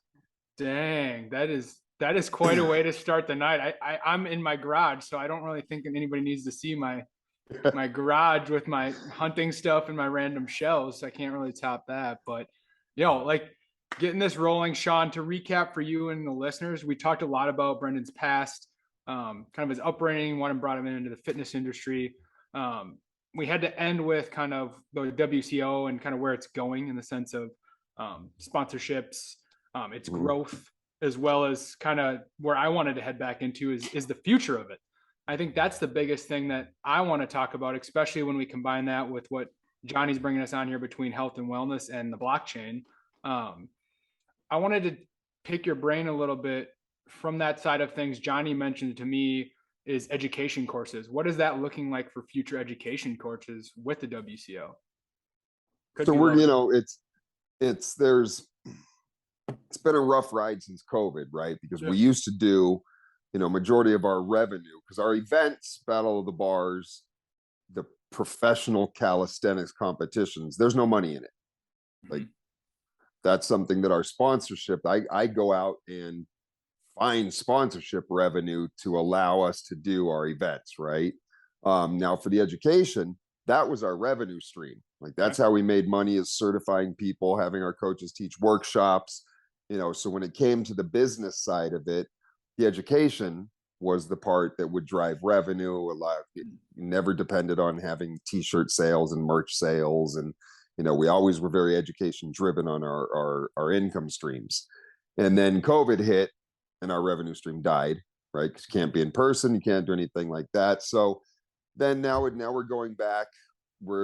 Everything's back. We're going to be launching our first live workshop again, because also take into consideration a lot of, our coaches too. Everybody went through some real life shit during COVID and had to pivot and start new things. Some of my old coaches, they just can't do it anymore because they've got other things that they're now doing work-wise, or they can't take the time to be able to do this and leave the country again or travel abroad to go, so it's been very, very difficult coming back and then getting the people ready that are now accustomed to being in a gym again, being in public with people, because it messed with a lot of people's minds. So now it's, almost a year after everything's opened up, 2023. This year, we're doing our first live workshop. It's going to be in Bristol in the UK with our newest elite coach, Sammy. So, I've interviewed and done a lot of shit with Sammy over the last few weeks, and Sammy's at a level. And, normally it takes a lot longer to become an elite coach to teach our education, but, we have to bypass some things. We have to speed up processes now. We have to make sure that, we're ready to rock and roll, and because we have a lot of requests for it. And, I've also always been in between that rock and a hard place of the education wanting to cater towards the street workout community, or wanting it. Of course, we want to go towards the community, right? But we want the community to understand that what you're learning is for general population. You may be a good athlete, you may do really cool shit, but you may not have any idea about how to coach, how to cue, understand. You may not have gone to school. You don't necessarily have to go to, go get an NASM education, this and that, but you have to know what you're doing, right? And I boiled it down to just breaking it down to the most simplest form of what you need to know when it comes to your clientele, right? Calisthenics is great. It's to me, it's the most not just beneficial, but it's an exercise, a training regimen, and a protocol that you can actually carry into later stages of life, right? That this is something that you can do when you're 50, 60, 70, 80 years old. I'm not talking flying muscle ups and shit like that. I'm talking proper execution of movements, push-ups, sit-ups, squats. You want to be able to do squats when you're 80, 85, period. People in third world countries, they're 100 years old. Americans can't fucking squat when they're 20. So there's a deep problem, right? So now it's wanting to focus it all back to the beginning, foundations. I mean, it's literally foundations. It's the push-pull movements, squats, and our maximum move that you're going to learn is a dragon flag. That's foundations, right? Then we're going to start doing more volumes of in-person workshops. We just want to deliver something that's quality, that you can get in a one-day in-person workshop. That's not information overload. We had level 1s and level 2s back in the day, and it was 2 days, very intense, very expensive for people to stay. They have to travel for 2 days, be in hotels, work. So we want to make it more accessible, but also that you walk away going, oh, I absorbed a lot, carry forward, as opposed to, I just learned, I can't do a muscle up yet. I just learned what they're telling me, but now I've got a push up, and oh my God, just what I learned on a push up has changed my whole concept, right? People don't know how to do fucking push ups. So let's get them proper pulling movements. So we're really focusing on the foundations. And now we're going to have the digital. So you're going to be able to go and get it online too, put it on. We're going to put it all on the website. I'm working with Sammy on getting all the digital stuff done, which is just going to be a replica of the manual. You're learning the foundations manual, just like you'd learn it in person, although I'm more preferential to in person because you're able to touch, feel, discuss, show people different things, cue people. It's very hard to do digitally, but the digital portion of it, you're still going to have to pass a test, right? To where it's not a test written. We've got two different parts of the foundations, whether it's in person or on digital. We have kind of like a theory, a course theory, which is going to go through, all different muscle types, type 2A muscles, all the different muscle types. We're going to go through all the different types of joints, different types of movements of joints. We're going through all the smooth muscle. What are smooth muscle tissues? We're talking about the heart. We're talking about cardiac muscles. We're talking about joints. We're talking about tendons and ligaments and all those things as the theory, because it's a lot to absorb, but we really want you to understand that you have to have some depth of knowledge of physiology and the human body, right? To just be able to assess a client properly if you haven't gone through the NASM or education. So we're giving that prerequisite almost, where you're going to have the scientific, where there's going to be there's a section on goal setting, how to think about goal setting, how to understand goal setting for you and your clients. So it's more of information, your Bible to study and understand. Then you have the foundations, and the test is going to be, you're going to have to pick a subject out of the requisites, whether it be joints, muscle tissues, whatever, and you're going to have to speak on the subject for 3 minutes on video. You're also going to then have to take the movements and choose 3 of those movements in the manual. Get one of your friends, clients, mom, dad, sister, brother, cousin, I don't care who it is, and you're going to have to be coaching those movements, how to modify them, different positions to get in, why you're doing this, why they're, and you're going to have to explain those, and you're not going to pass unless we get that. So your interactiveness, not just going online, watching because I could have done online. And I don't want to be against, you know, technology, because fuck, technology is technology, right? But bro, when I'm giving you something, when we're teaching you something and I can't watch you and I can't be there, or a coach can't be there, it becomes a McDojo.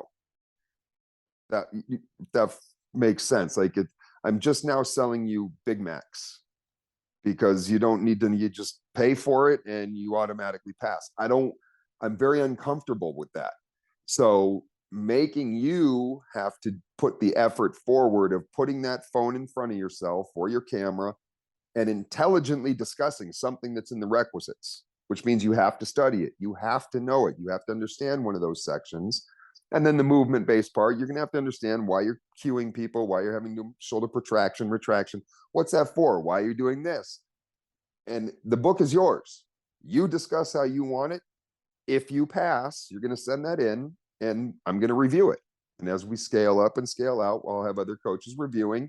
If you didn't pass, you still have the opportunity. We'll let you know where you're wrong. You know, I would hope that everybody passes, because I'm not making it where you have to know how to fucking mix elements and understand, you know, how the earth revolves around the sun. None of that shit. It's like, you got to know your shit, but I want you to study these things and I want you to understand them. We're not going to give it easy. So that'll be launching 2023. Nice. Along with that, you know, the things that we're doing with Johnny, the DAO, is the taking our education, Web3izing it, right? I know nothing about it. So Johnny is, you know, I don't honestly, personally, as much as I love it, I don't have the fucking time to build websites and to do all that shit. I got other stuff to do, but we're in this for the long haul. So what we're doing is, as the company, because I'm a for-profit company, I don't make any fucking profit because it all goes back into the company, but it maintains me a decent livelihood with my consulting projects that I do outside, right? Like my work with the JK Livin Foundation, that's WCO works with them, not me personally. It's me that does it all, but it's a partnership between WCO and Just Keep Living Foundation with the Health Bank DAO. The plan is all online purchases of our education, we're donating. I'm not doing percentages and all that, but $25, plain and simple. The course is probably going to be 200 digital, 250 in person, because there's more cost to the in-person. 200 digital for your education. 25 of that is going to go to the Health Bank DAO as a donation.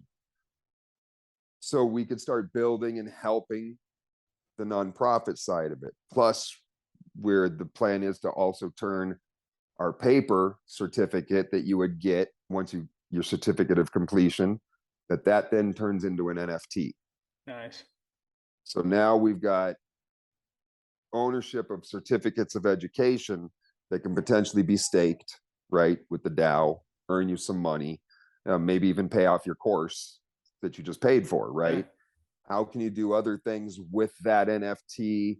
There's the limits, obviously, of the trading and ownership, only because I can't sell you my knowledge, right? If you, Eric, took my course, if you sell your NFT, the people are getting something that's worthless because they can't necessarily be a coach, right? So they didn't learn. So there's that little quagmire, but it's more of a thing that's going to have your proof that you can now do other things. And what can that turn into? I'll refer that to Johnny, be the educator on that, how it all works, and how WCO will soon have tokens that can then be backed by the health token. We're making a play towards this Web3 to the decentralization of education and health. And this is the focus. I'm still all about in person, and launching that, bringing that up. That's my first love, is education and coaching. So that's the one thing that I think, and is mostly the livelihood of the company. And once we get that done, start focusing heavy right now. My heavy drive is getting my pitch decks done, because I'm right at the start, the first 10 days into pitch season for everybody to start setting their 2023 budgets. So I've got to get to all the companies and the brands before they make their, their decisions on where they're allocating money to fucking now. And it's and I've got 4 events next year, and it's a hefty, for what we want to do, for what we're able to offer sponsors, and for what we want to do for the sport and for the sponsors, is going to be, it has to be more of what you're going to see. And I'm not saying it's going to be on ESPN, but I want the end user that's watching it to feel like they're watching something on ESPN, which means investing more money into the production, into the live streams, into the athletes' pay, which is my number one concern, raising their pay, because we're the only event on them out there really that we strive to, little by little, pay for everything for the athletes, from your hotel, your flights, and win or lose, you're going home with money, and to start monetizing that for them, right? So that takes a big amount of sponsorship money. And I think we're able to deliver and over deliver, recreating new deliverables, what we're going to do. That means hiring new media people that are going to be making these, 3-minute custom videos of the whole event with ex-athletes for marketing purposes. I mean, there's a lot of things for us to deliver to our sponsors. And that's the drive right now, is getting that. So, because I've got events starting in January, the second weekend in January, LA. Hi. This is Kiki. Hi, my princess. Go back outside. No, I think that's like the perfect segue too of that too, Brendan, on like the intermixing of it. I had to throw in like, and this is probably more for Johnny, but like you got me even thinking of like that NFT being your in-person like coaching afterwards. That's like your gateway if they can't sell it. Is like, now you come and you learn from me, because I know you can at least do the baseline of stuff. Like that's what got me thinking right there, is like, and it potentially goes to the next level of education, how that's the stepping stones for you to do things. Yeah, there's so much possibility with what can be done with NFTs and blockchain. It's just, how does it integrate? I want to make sure, I think as an organization, as a brand, as a live event, akin to boxing, akin to UFC, where it's individual sports, where what I see facing most of crypto, Siri listens to fucking everything you say. To everything. Jesus. If I could, I actually found the little bit of the digital course. Would that be something I could go ahead and just kind of, are you guys able to see the screen? Oh yeah. That's which That's part the one, is right? that? Yeah, that's part of that's the PFD that everybody will receive. Nice. So this is the and PDF then yeah, did I just say PFD? PDF? What the fuck? It gives you a cool introduction. It's a phenomenal document. I read this over and over. Well, then we have the requisites, which is more the scientific and has a lot of more didactic shit in it, right? So, there's that, there's the live events, but I really think, with the live events help promote our education for people that are interested, and on a level of what crypto, blockchain, DeFi,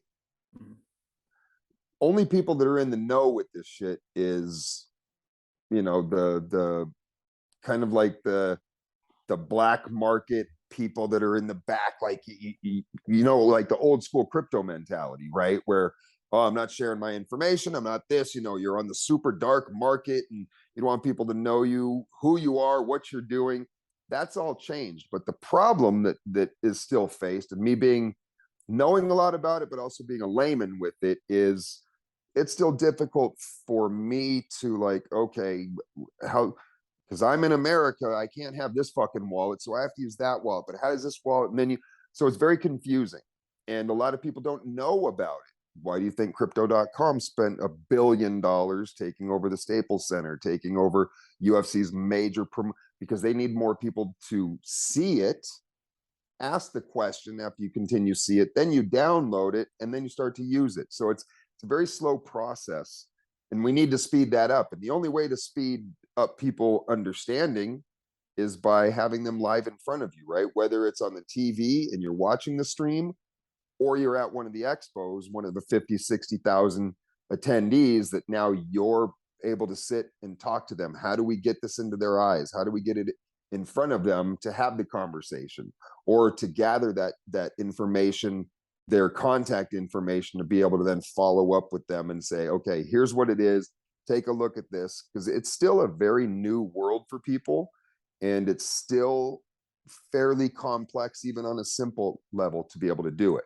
To understand, you've got a MetaMask wallet. What's the difference between MetaMask and this thing, and why do I have this, and how come I have that? And so I think Health Bank DAO is doing a real good job on making it happen. Codex, all of these things that are coming together on these partnerships is making it a little bit easier, and soon it'll be just a click of the button where you'll be able to interoperate and understand it really quick. Because that's the hardest part of the sell, is people don't know what it is yet, and they're still very new to it, and we've got to be able to educate them.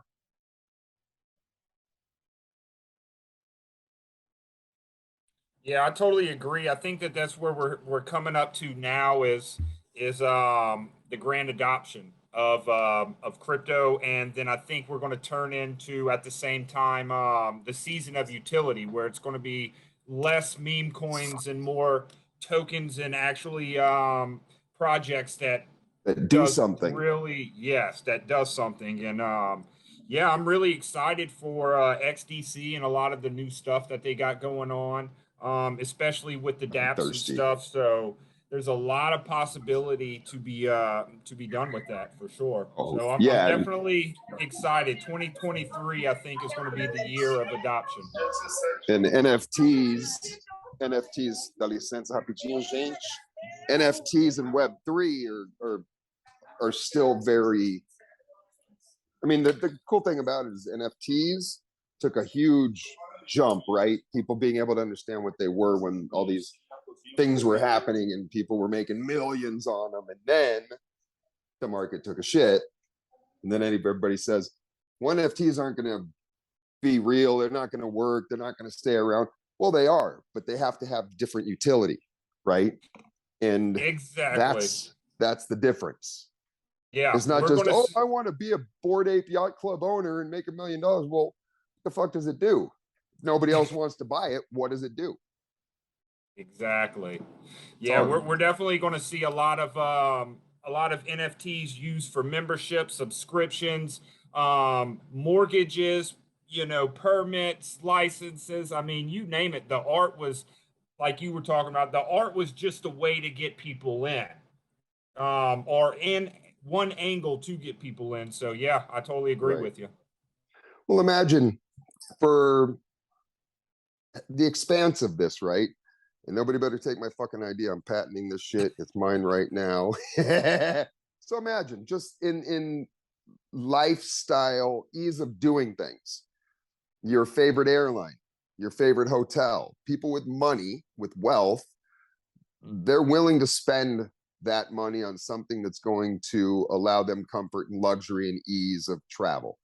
So imagine if you could just every year, you buy your one NFT that's worth $100,000, and you just walk onto any flight 24 hours prior. Or you go, oh, I'm at the VIP club in Vegas. I'm the VIP NFT holder, and there's only 500 of them sold for $1 million. And you just walk in, and your NFT gains you immediate access anywhere in the hotel. The top, you know what I mean? So you're able to now include value to these things and make it easy and less hassle for people traveling, whatever. Hotels, I'm going to buy a year spot in the hotel for $50,000. This is for Johnny too. Concierge medicine. Exactly. Right. Like you have your doctor on site at that point. Telehealth almost, right? Oh, but you think about the next step, like Brendan just brought to me, like, so people will pay, 10 grand, 20 grand, 30 grand, and their doctor, if you call them, they're there. Like that stuff. Like you pay for that's actually a model that Africa is implementing right now. It's called active health care community members, or community health members. I'm sorry, active community health members. And what they're doing is essentially, instead of having to pay, because the issue is that per capita, you have one doctor per 100,000 in Africa, versus in the US, you have 56 doctors per 100,000 people. Right. And so now we're starting to hit different issues of the healthcare system that are not being acknowledged, like you said. So being able to provide basic education, like what Brandon's talking about, and then complement that with some basic education of knowledge of a nutrition, and then you complement that with some basic education of supplementation, right? So movement, nutrition, supplementation, you give them those three, and at least you can have these people walking around every single community, and per household that they visit, they earn a certain amount of dividend yields. And now you're talking about reiterating what is peer-to-peer healthcare at a global level by starting with teaching these basic skills of what we're talking about. Like Brendan, it's movement, then you add nutrition, and then you add supplementation, then you send them around communities, go rile up these proof of done, what you've done. These stories, like Brandon said, or I think maybe you mentioned it, somebody recording themselves helping somebody else as they're in their room. I need 10 videos per day for you to get paid out. Yeah. And it changes the landscape, because at that point, now you're talking about what is peer-to-peer health, but not depending on doctors, but helping each other be healthy. Well, remember, doctors are always going to be a part of our life. They have their own place, for sure. Yeah. Period. What is not happening, we don't ever want to take doctors out of their careers, because they're scientifically studied and understand sickness, and but doctors usually, unfortunately, take place after the fact. They're not preventative, right?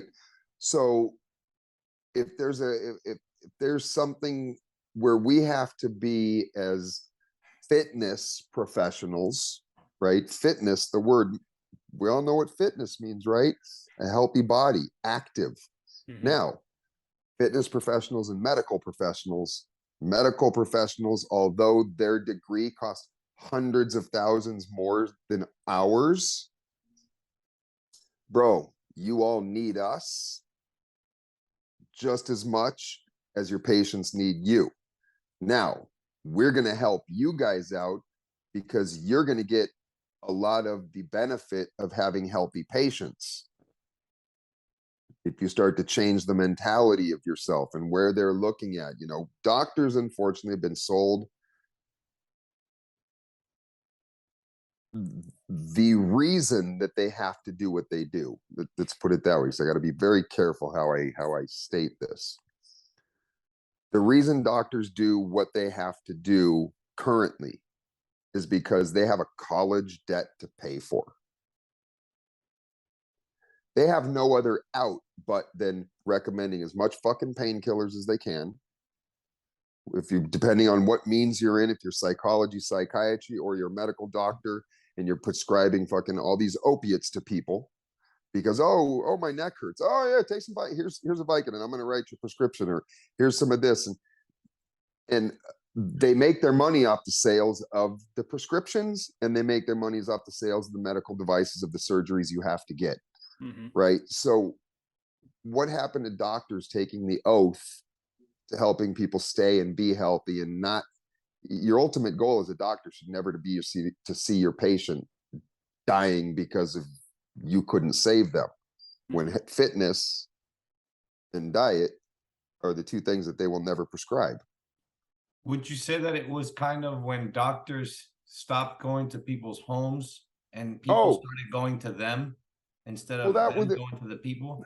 Well, I mean, back in the days, the Little House on the Prairie days, you had your doctor bag, and you went and saw your clients. You knew every family member. You birthed all the children. There was a big difference back then That's into what Eric now. said he wanted to do again. Go back. We're gonna go Tartaria style. You know, but there's advantages and disadvantages, right? We got to move forward as a society. Yeah. What was forgotten was how to do things and continue to have that value, because now all of a sudden you're way more burdened with debt. Number one. Back then there was, you know, one doctor at every 500 fucking citizens. Now there's doctors left and right. Yeah. I mean, there's so many medical doctors out there, and they're all under pressure. They all have to pay back a massive amount of education debt, which I don't think they should fucking have. You know, they save you, for fuck's sakes. It's teachers, doctors, medical people to save you. They should be made. Teachers should be making $150,000 a year, every fucking one of them. No ifs, ands, or buts. School systems just do it because that's what makes our children the future. And raise your kids 8 hours a day, number one, right? So I think due to all of these things, doctors have forgotten in many ways what they're there for, because it just becomes a mill of business. And it becomes the insurance companies, and how much can they bill the insurance companies, and what does the insurance company have a deal with them? Instead of, you know, I get a $5,000 bill from my insurance company, but it's not that much. It's only $850 that the doctor that we're having to pay. Is like, how the fuck did it go from 5,000 to 850? Yep. You know what I mean? So stop inflating shit. There's a big divide, but I think fitness professionals, especially, we can make a profound difference in the lifestyle and health of doctors' patients. Yep.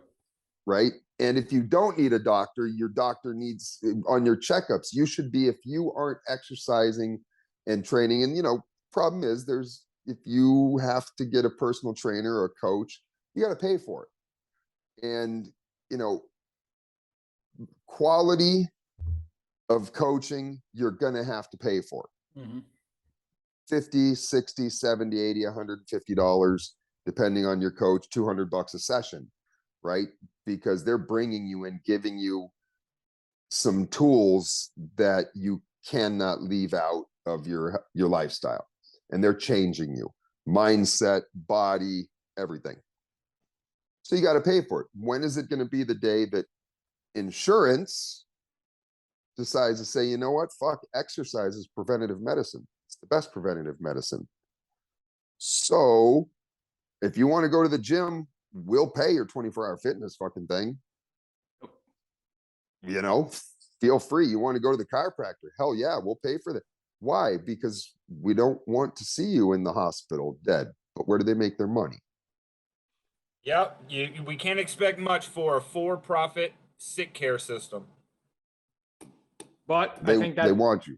But I think the decentralization where everything comes in, and I think, like as we've talked about, is, you know, any business that needs to be disrupted has to have the solutions to have dissemination of information. Right. I think from medical professionals, especially, I think there is a deep suppression of information, especially related to health and fitness at certain parts. And I think that's not a bad thing. It's just people don't know where to look to then kind of move out at that point. I think people have to be able to discriminate, but I think those are what shifts healthcare and insurance is dollars. It's always going to come down to the dollars and how we do it. Well, it's always business, right? Yeah. Now, I'll give you two examples. I have a good friend, doctor, him and his brother, grew up with me, went to Arcadia High School. We all, after they graduated high school, they wanted to go to med school. Mm-hmm. Well, they didn't have enough money to go to med school here, but they were smart enough. And they were originally from Guatemala, Guadalajara, from Mexico, but they were from Guadalajara. So they decided to go back to Guadalajara, went to med school in Guadalajara, became doctors, emergency room doctors, clinicians, had their own practice, doctors, MD, right? A doctor. Moved back to America. Guess what happened? You're not a doctor anymore. Now, did I leave Mexico and all of a sudden come to America and now fucking human body's Martian? And it's not the same as human bodies in Mexico? So you're in a hospital. A hospital's universal. Health is universal. The human body is fucking universal. Nobody's got changes, sicknesses and disease. Cancer doesn't discriminate whether you're Mexican or you live in fucking America. It's cancer, right? So then my daughter's graduating nursing school, going to Arizona State, graduating nursing school. Yeah. But for her to come to California and be a nurse, where she wants to move back home and be a nurse, I have to pay $2,000 for them to transfer her certificate that she does know what she's doing. Like, dude, are Arizonians different than Californians? It's a system that has been so fucked up because of big business leading with big pharma, leading with big insurance, which are the ones that have created everything. It's time for, this is always going to be a struggle changing the norms, right? But you've got to disrupt things.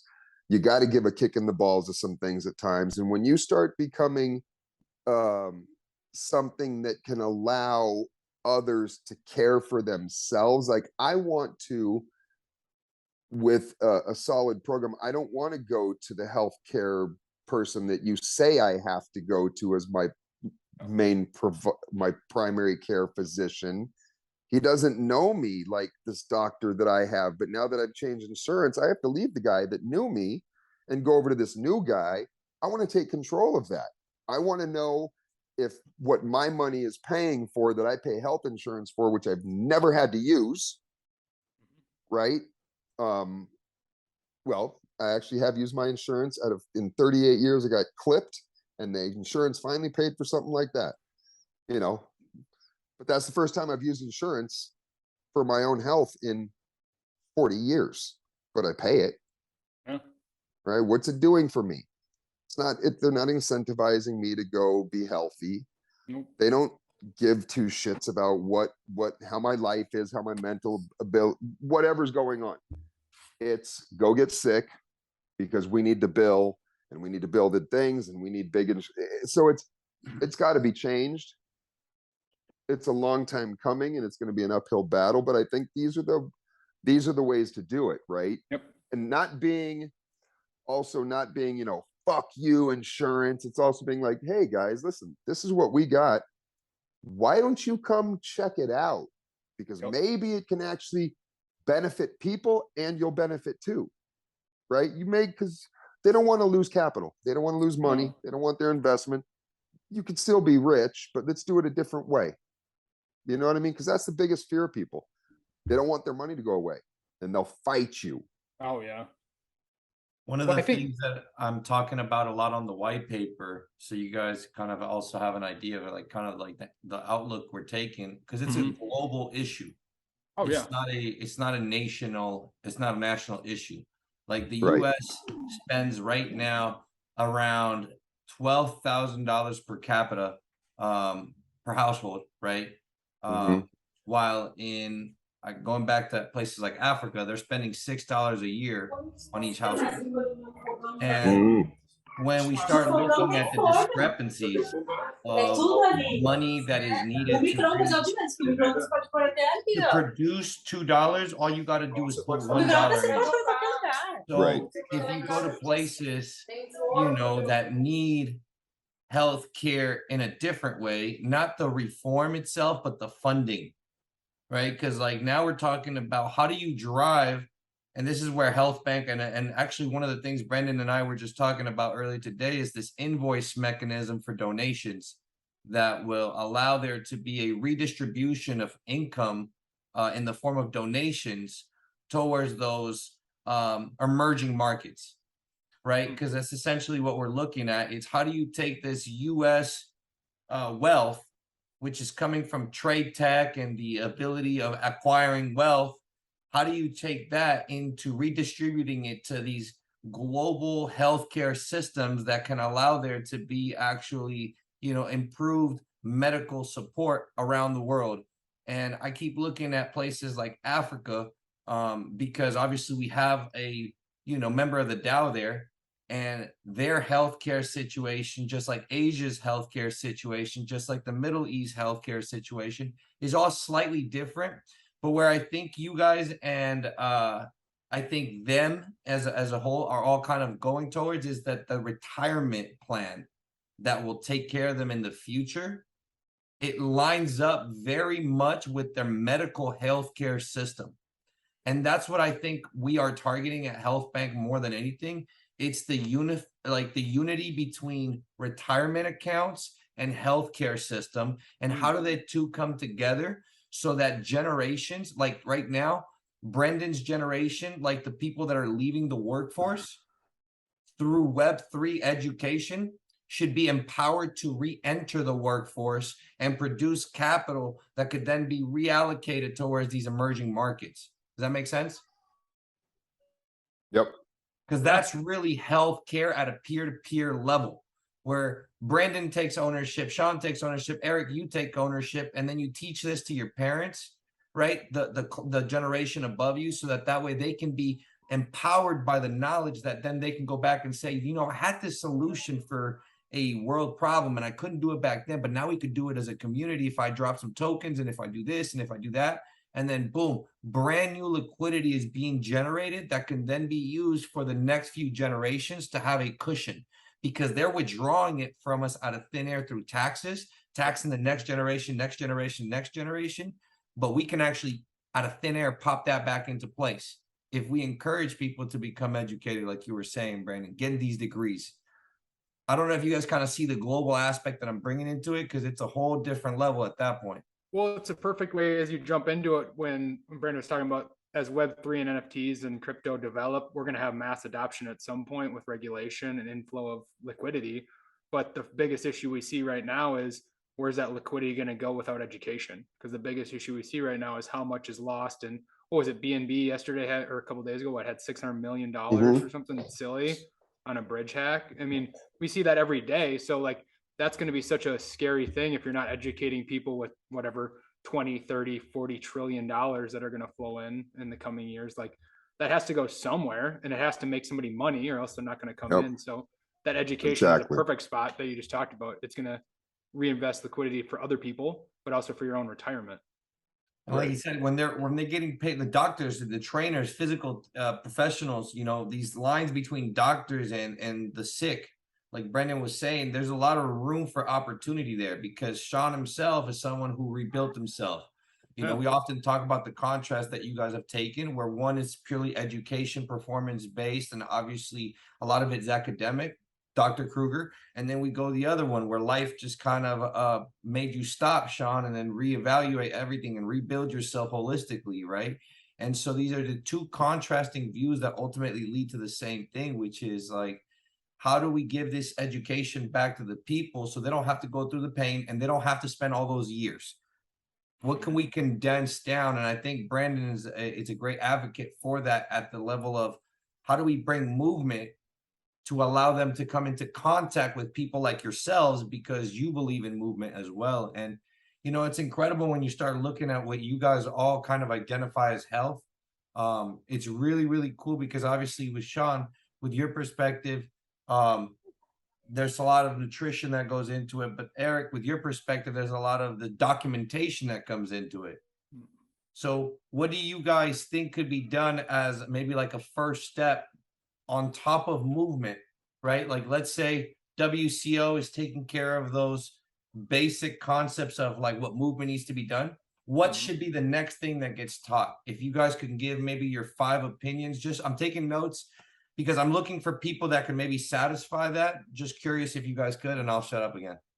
I'll go ahead and throw a few things out there. One of the main things that I preach is, you know, owning a wellness distribution company in a tea brand. I've always had people like, hey, how do I get healthy? What do I need to drink to get healthy? And I tell them the same thing. It's not about what you drink or what you add. It's about mostly, in my opinion, what you subtract.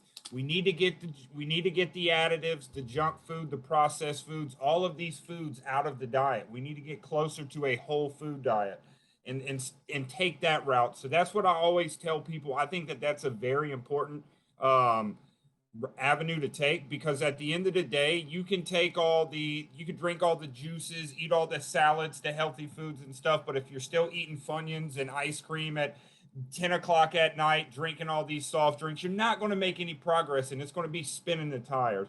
So I think we need to just educate people on the simplicity of, hey, eliminate preservatives, eliminate chemicals, eliminate inorganic materials that could actually cause problems in the body long term. So that's one thing that I preach to all my people, and I think that that's a really important fact. Couldn't agree more. One thing that's super important that I think is most people don't want to accept. You got to fucking take control of yourself. I can't make a diet. I can't exercise. I can't do what you tell me, what you're advising me to do. If you can't accept and take control of your own shit, and you can't accept the hard work and labor and discipline that it's going to take, if you don't want to put the effort forward, I can't help you. Go away. I mean, literally, we want people that want to make change. Yeah. I don't want people in my immediate area or people coming to me that aren't willing to make the fucking sacrifice. It's that simple. If you're willing, you'll make it happen. If you're not willing, please go find another place to work with. Come back to me when you're actually willing to put in the work and you're willing to, ultimately it boils down to, do you want to fucking stay alive and enjoy your life for a long time? We all die. I could get hit by a car by tomorrow. I don't want to die a slow, disease-filled death. I want to help people overcome that, right? So if you don't take action and take control, nobody can do it for you, bro. We can motivate and influence the fuck out of people, but if you're not actually going to do it, then my influence is meaningless. Yep. Yeah, discipline is key for sure. I mean, those two are huge in mine. I mean, if other things that kind of on the layer to movement for me is understanding psychology and understanding sales. When you talked about, I mean, those are the two biggest things that are lost in healthcare because of insurance is learning how to sell. And sell doesn't mean to make money. Sell means how do you do all those things we just talked about. So is that selling a diet? Is that selling a behavior change?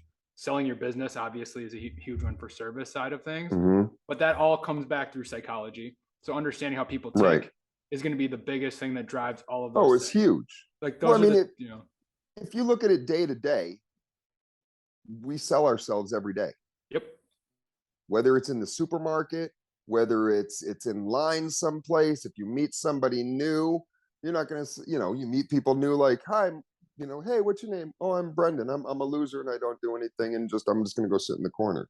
Yep. No, you sell yourself. Yep. Whether it's what you look like, what your ideas are, what you do for a living, selling your appearance. You don't, and nothing against going outside and going to the supermarket in your fluffy pajamas and house slippers and, hair and curlers. Nothing against people like that. But if you're planning on people taking you seriously, you don't go out like that. Because to me, that shows that you have a lack of self-awareness. You have a lack of discipline. You have a lack of drive because you just don't care what you look like going out in public. And I'm not saying you have to be made up and beautiful, but you have to have self-esteem. You have to have a love for yourself that's something that not because society doesn't accept it, but when you look at it, you go, wow, you're kind of disheveled. You know what I mean? So you have to take control, and it's on a daily basis, every day. I sell myself to my son every day. Yeah. That I'm daddy, that daddy can do anything, that I'm always here for you, that daddy's going to stop a fucking flying train if I have to for you. You know what I mean? So it's, everybody's a salesman. How do you hone that in? The psychology is one of the most important things for people to bring them in, but also to get them to understand themselves and to understand others, which is a huge component. It's giant. What do you think Vegas is made of?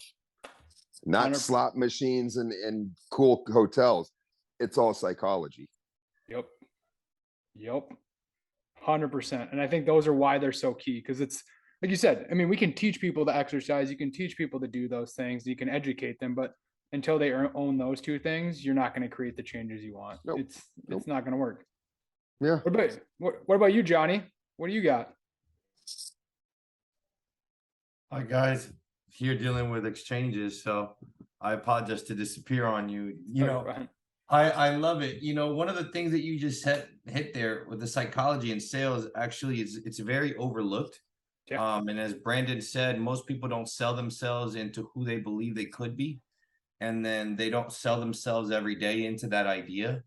And I think that that's really a lot of where mental health starts, right? It's kind of like the image of who we see in the mirror inside of our own minds isn't clearly defined. Like maybe you need glasses or something like that. Maybe you need to clean up the mirror. But the idea of it is kind of like, you know, when we take off those glasses and we see clearly, or we clean up the mirror and we see clearly, and all of these things just mean like you have a clear idea of who you want to be, then all of a sudden the next step is are those people you surround yourself the same people that you told yourself, right? Because then if not, you're not selling yourself, and you're not surrounding yourself with points of reinforcement for that. And mental health really at the end of the day comes down to that, like the internal stuff and the surrounding stuff. And very few people can do that, which is why like I try to bring you guys some of the closest people in my circle every time, so that way you guys can really interview the people around us, that are making sure the ecosystem is strong. As you guys can see, Brandon's perspectives come from a very just grounded perspective. We're not talking about like the wealthy talking down on anybody. Got his stuff set, but he obviously, now you know his story, you know how he's earned it, you know what he's done to go ahead and be who he is. The important thing is, how do we go further? And the only way to go further is, as he said, find a way to teach it to others in a way where, and like Sean said, you subtract the stuff that doesn't need to be there, but you add the psychology and you add the salesmanship to sell. And that's when you really, I mean, I love what you guys are hitting on. I would say for me, it's journaling, writing. I write a lot every day. I'm writing. I can't stop writing. Every thought, every conversation, I write it because it's always just better than me having negative thoughts. You know, I don't let there be idle time for negative thoughts. And now with a lot of the conversation you brought up, it really comes down to, are we in a sense taking control of the future that we want because we slowed down enough to visualize the future? And most people are living in such a hectic kind of ongoing life that they don't get the chance to say, if I had a choice, how would I live? How would I earn? How would the people around me feel? And how do I make a difference in their life? And I think a lot of people just stop thinking about that because they're thinking, I got to get this cheese. I got to get this cheese. It's irrelevant at that point, because like, you know, a lot of people, like what Brandon just said, how do I get my child to look at me like I can do anything? First, how do you convince yourself that you can do anything? That's the most important thing. Definitely. We all got to take control of the inner dialogue, or the inner dialogue will take control of us. Self-belief, you know, that's a huge part of it. Just being confident in your abilities. Because if you're not lying to yourself and not full of shit, and you have the ability to do something, believing in yourself is the number one key. You know, what is the sports psychology, right? When you start to dig into sports psychology and you start to discuss with some of the top athletes in the world, those half percenters of the world that have that one certain part of their brain that is different than the rest of the population, and you speak to them and you talk to them about these things, and you look at sports psychology and how sports psychologists can get into somebody's mind and make them believe so much that they can accomplish the impossible. And look at where sports have gone in the last 20 years. And when it comes to ability, and a lot of that is due to athletes and teams really understanding the psychology of athletes in sport.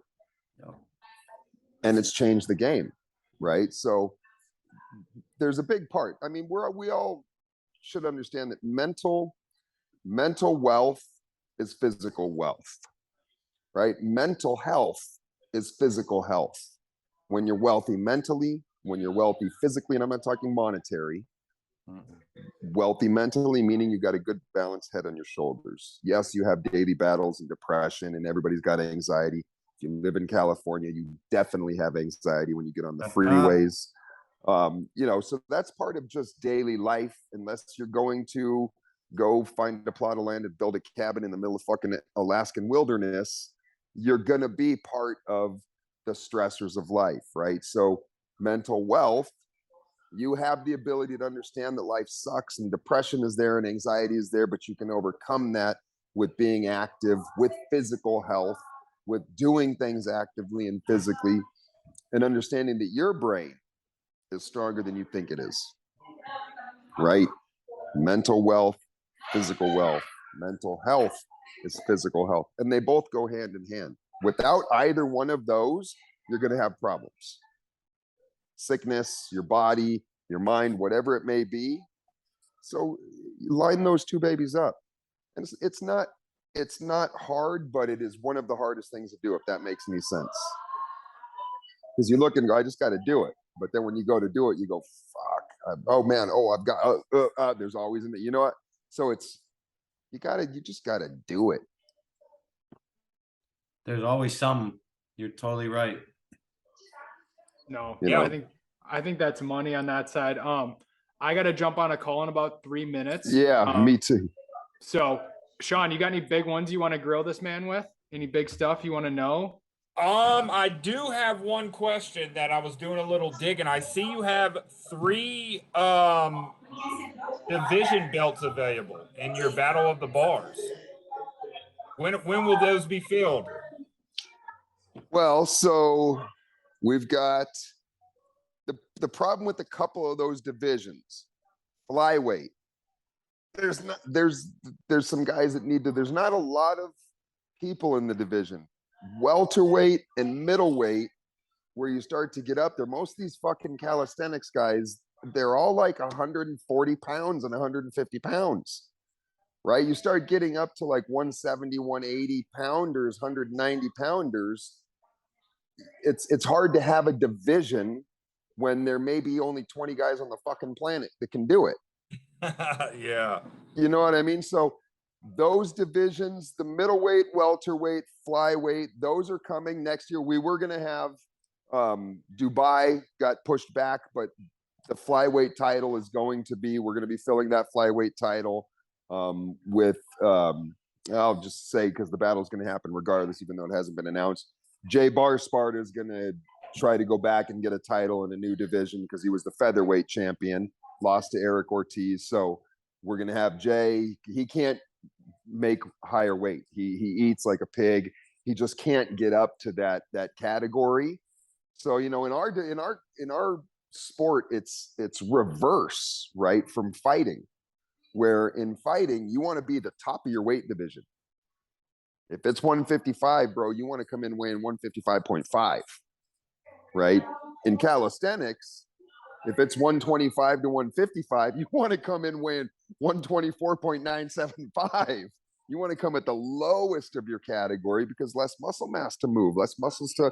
So it's opposite. Man, we want to fill them quickly, as quick as we can. We've got four events coming up in 2023. Currently working on getting all the sponsorship funds and sending out our pitch decks to do all of that.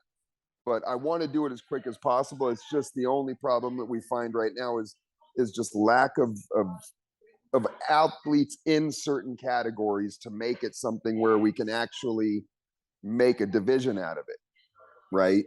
So that's the one issue we're having, but they're coming, and 2023 is coming up really quick.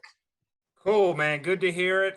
Yes, I guess that comes along with the push in 2023 of education. You spreading education, you getting that out there, you getting more people involved, and bringing more people in, man. So, yeah, definitely good to have you. Good to chat. Love what you're doing. Love the Great meeting you too, and the transition that you're doing. So, yeah, man. Eric, you want to close this out? Let's go.